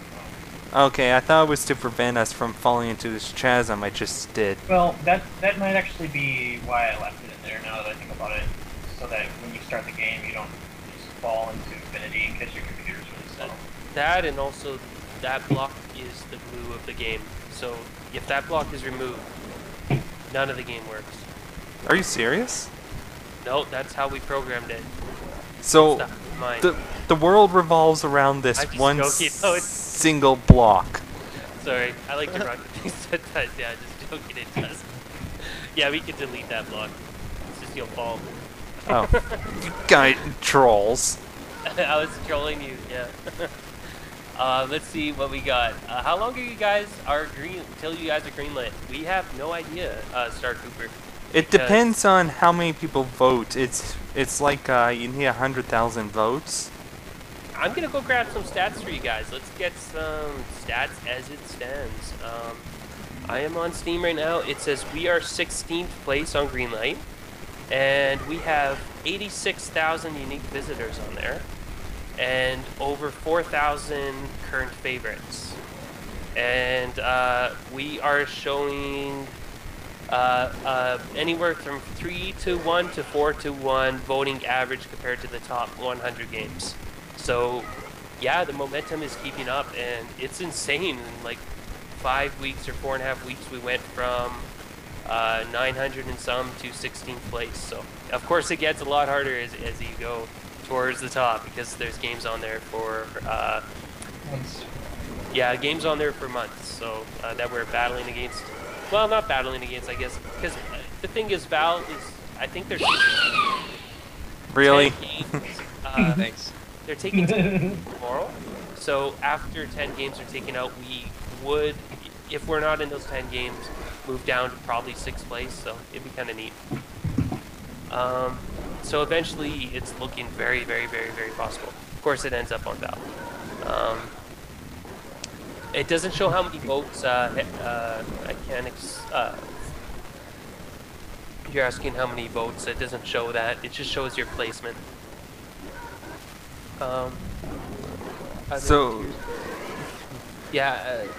in order to vote on Greenlight, you have to own a bot game from Steam. You can't just make an account. So you have to own a game, and it can't be gifted. So, just food for thought. Yeah. Sorry. So it's everyone who votes has bought a game on Steam. Have a good night, Heather. And I hope you feel better. That's my girlfriend. She's signing out. Oh, this is different. I'm at 506 meters and it repeated. Not Oh, the usual.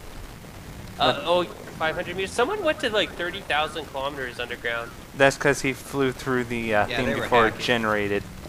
Yeah. You call that a hack? Oh, I guess Heather's not going to bed. Hawkins is going to bed. Sorry. Anyways, 3 hours left. Almost exactly 3 hours before the Girls do like chocolate, yes. campaign ends. So, let your friends know. Tell them about the game. Hey, even invite them to this live stream. I don't know how long you guys are planning to stay, but if this I gotta keeps sleep sometime. We were probably going to go here soon because we didn't eat Hey, any Nathan, did you get my message? since early. What message? Look on Steam. Yeah. So, we were actually going to go eat something because we're all starving. Yeah, And- because you guys were playing for a half an hour, and I can see on the Skype chat time it's almost 3. Yeah, it's been almost 3 hours, but we're having a great time. It's so fun communicating with everyone. If And, you guys want, we could take a break and you can join us for the final hours. I'm willing to stay up till 3 a.m. over here. yeah, like we'll have to see. It's just we actually got a couple friends. My cousin and Steve's brother came down too. So Yeah, they're just sitting here, yeah, talking quietly. patiently waiting because we were planning to go and eat together. So Okay, so what do you guys want to plan to do? You want to stop now? yeah, we'd probably have to eat something. So. Well, floating island. I'm on it. Whoa. Floating island. Yeah. Oh, okay. That's interesting. Yeah. Oh, give us a test multiplayer. We'd love to put it out earlier. That's the one thing we'd love to do, but we're trying to get it ready so it works. Needs to be more stable. Needs to be faster. Yeah, turn Needs off to be the more flash tested. link. Totally with the F key, we will put that in. Yeah. Alright. Anyways, guys, I might as well let you go because you are starving. You have friends waiting, but Well, have fun playing, and if we manage to get back on, we will try, but we'll see how it goes. I'm going to have my roast beef as well because I'm starving here. I haven't eaten yet. I haven't even eaten lunch. Yeah. Well, this was fun. I mean, thank you Yeah. so much, Joel, cyberjoel, for. Okay, thank you so much for having us on your program. It was great. It was a really good time. No Yeah, it's problem. fun. I'm looking forward to live streaming your next release, or even anytime later. And you guys are always welcome to join. I can flip my channel anytime to help you guys out. Yeah, I say like when we get the next version out in mid-December, we will have to talk and like try and do another live stream. And it was really fun. This was really fun, and thank you to everyone for like connecting and watching and communicating with us. This is what makes us keep doing this. It gives us the inspiration to keep going. You guys are awesome. And Yeah, it's fun to hang out. there's like 40 to 50 users the whole night for the whole 3 hours. That was great. You know? It was actually fluctuating. From what I'm seeing on my live stream record right now on my other computer, there has been over 200 independent views in the last 2 hours. Oh wow, that's great. That is so cool. So, yeah, and lots of questions. It was fun. This was fun. So I like this map the way it's generated, like bridges and whatnot.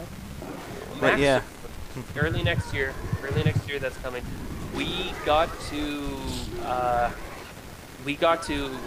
export it, and we were thinking of either looking for some help on the forums or getting a cheaper Mac and testing on there ourselves, because we don't have a Mac. So, but Ew, a Mac. Who needs yeah, a Mac? all PC based here. And as for Linux will be later next year, because we aren't that proficient with Linux yet. We have to spend a lot of time. We're not just gonna simply like spit something out. We want to test it really good. So, and do we support Linux? We love Linux, and we love the idea of as many alternatives to Windows and Mac as there can be. So, Yeah. yeah, I think that's important, because Windows 8, like me personally, it disappointed me because I think it's moving towards a closed platform, and I do not like that at all. That is anti-innovation in my opinion. So, yeah.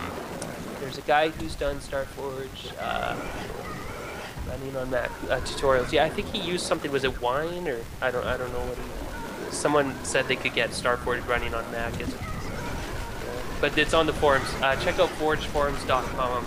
I'll put up the link on the ticker right now. Yeah. Because I'm about to die by a humongous horde of monsters because I didn't kill them procedurally. Yeah, they're crazy little things. They are the most annoying. Okay, well, yeah. Once again, thank you everyone for tuning in, and I'm going to sorry to say this. I'm going to ask you guys to stay on Skype just a little bit after I close the live stream. I want to say something quickly to you guys personally. Yeah, sure, no problem. Alright. Let's say goodbye to everyone here first. Of course, I want you guys to say goodbye and just let you know. Goodbye, Golden Quran. Goodbye. Yeah. Yeah, see ya, Forge Golden Star. Crow. See ya, Heather. Forge Star, Jawam, Hey. Star Cooper, Blue Blaze. I remember Star Cooper because I think he was talking about like clans before anyone else, or around that time. So we'll have clans soon. Little Boy Red, Chezer, Test Subject. Thank you guys. Yeah, Starforge will take over all the Minecraft channels. I don't know if it'll become that big, but you know what? We're just making it a gamer's game, and we hope it really just appeals to everyone who loves games. Demino's, thank you. Hard Code GR, thanks for tuning in. And Chezer and 3-Tip, thank you guys. Yeah. Look forward to the next year. It's gonna be awesome. Just keep following us on our site and on the blog or forums, Facebook. We're always posting somewhere, and we'll try to keep everyone as in tune as we can. We want to shoot for a weekly vlog, so no one is like, oh, it's been a month and we don't know what's going on. So we're going to try and keep everyone in the loop and keep going. All right, thanks. Have a good night. Bye. Anyways, viewers, I'm going to be continuing the stream 1 hour later. I'm going to eat first until the timer goes out, so just in case you're still interested in giving in, I'm going to play out the timer as well. And if Code Hatch is interested in rejoining me in an hour or so, I'll find out. Yeah, So- we'll have to see because we're gonna get a bite to eat, so we'll see how things are. Yeah, it's up to you guys. I mean, you guys have stayed long enough, and I really appreciate it, and everyone else does with your infinite wisdom and your procedural wisdom. Hell, thank you.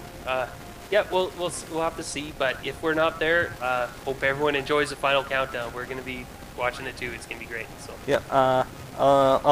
Let me know. Let me know if you can't join, or if you can join any play Skype on the Procaster. I know one of you has your account, so I can easily verify. You know, it's kind of ironic. Should I tell them a story about our initial theme song? Sure. Will? Oh yeah.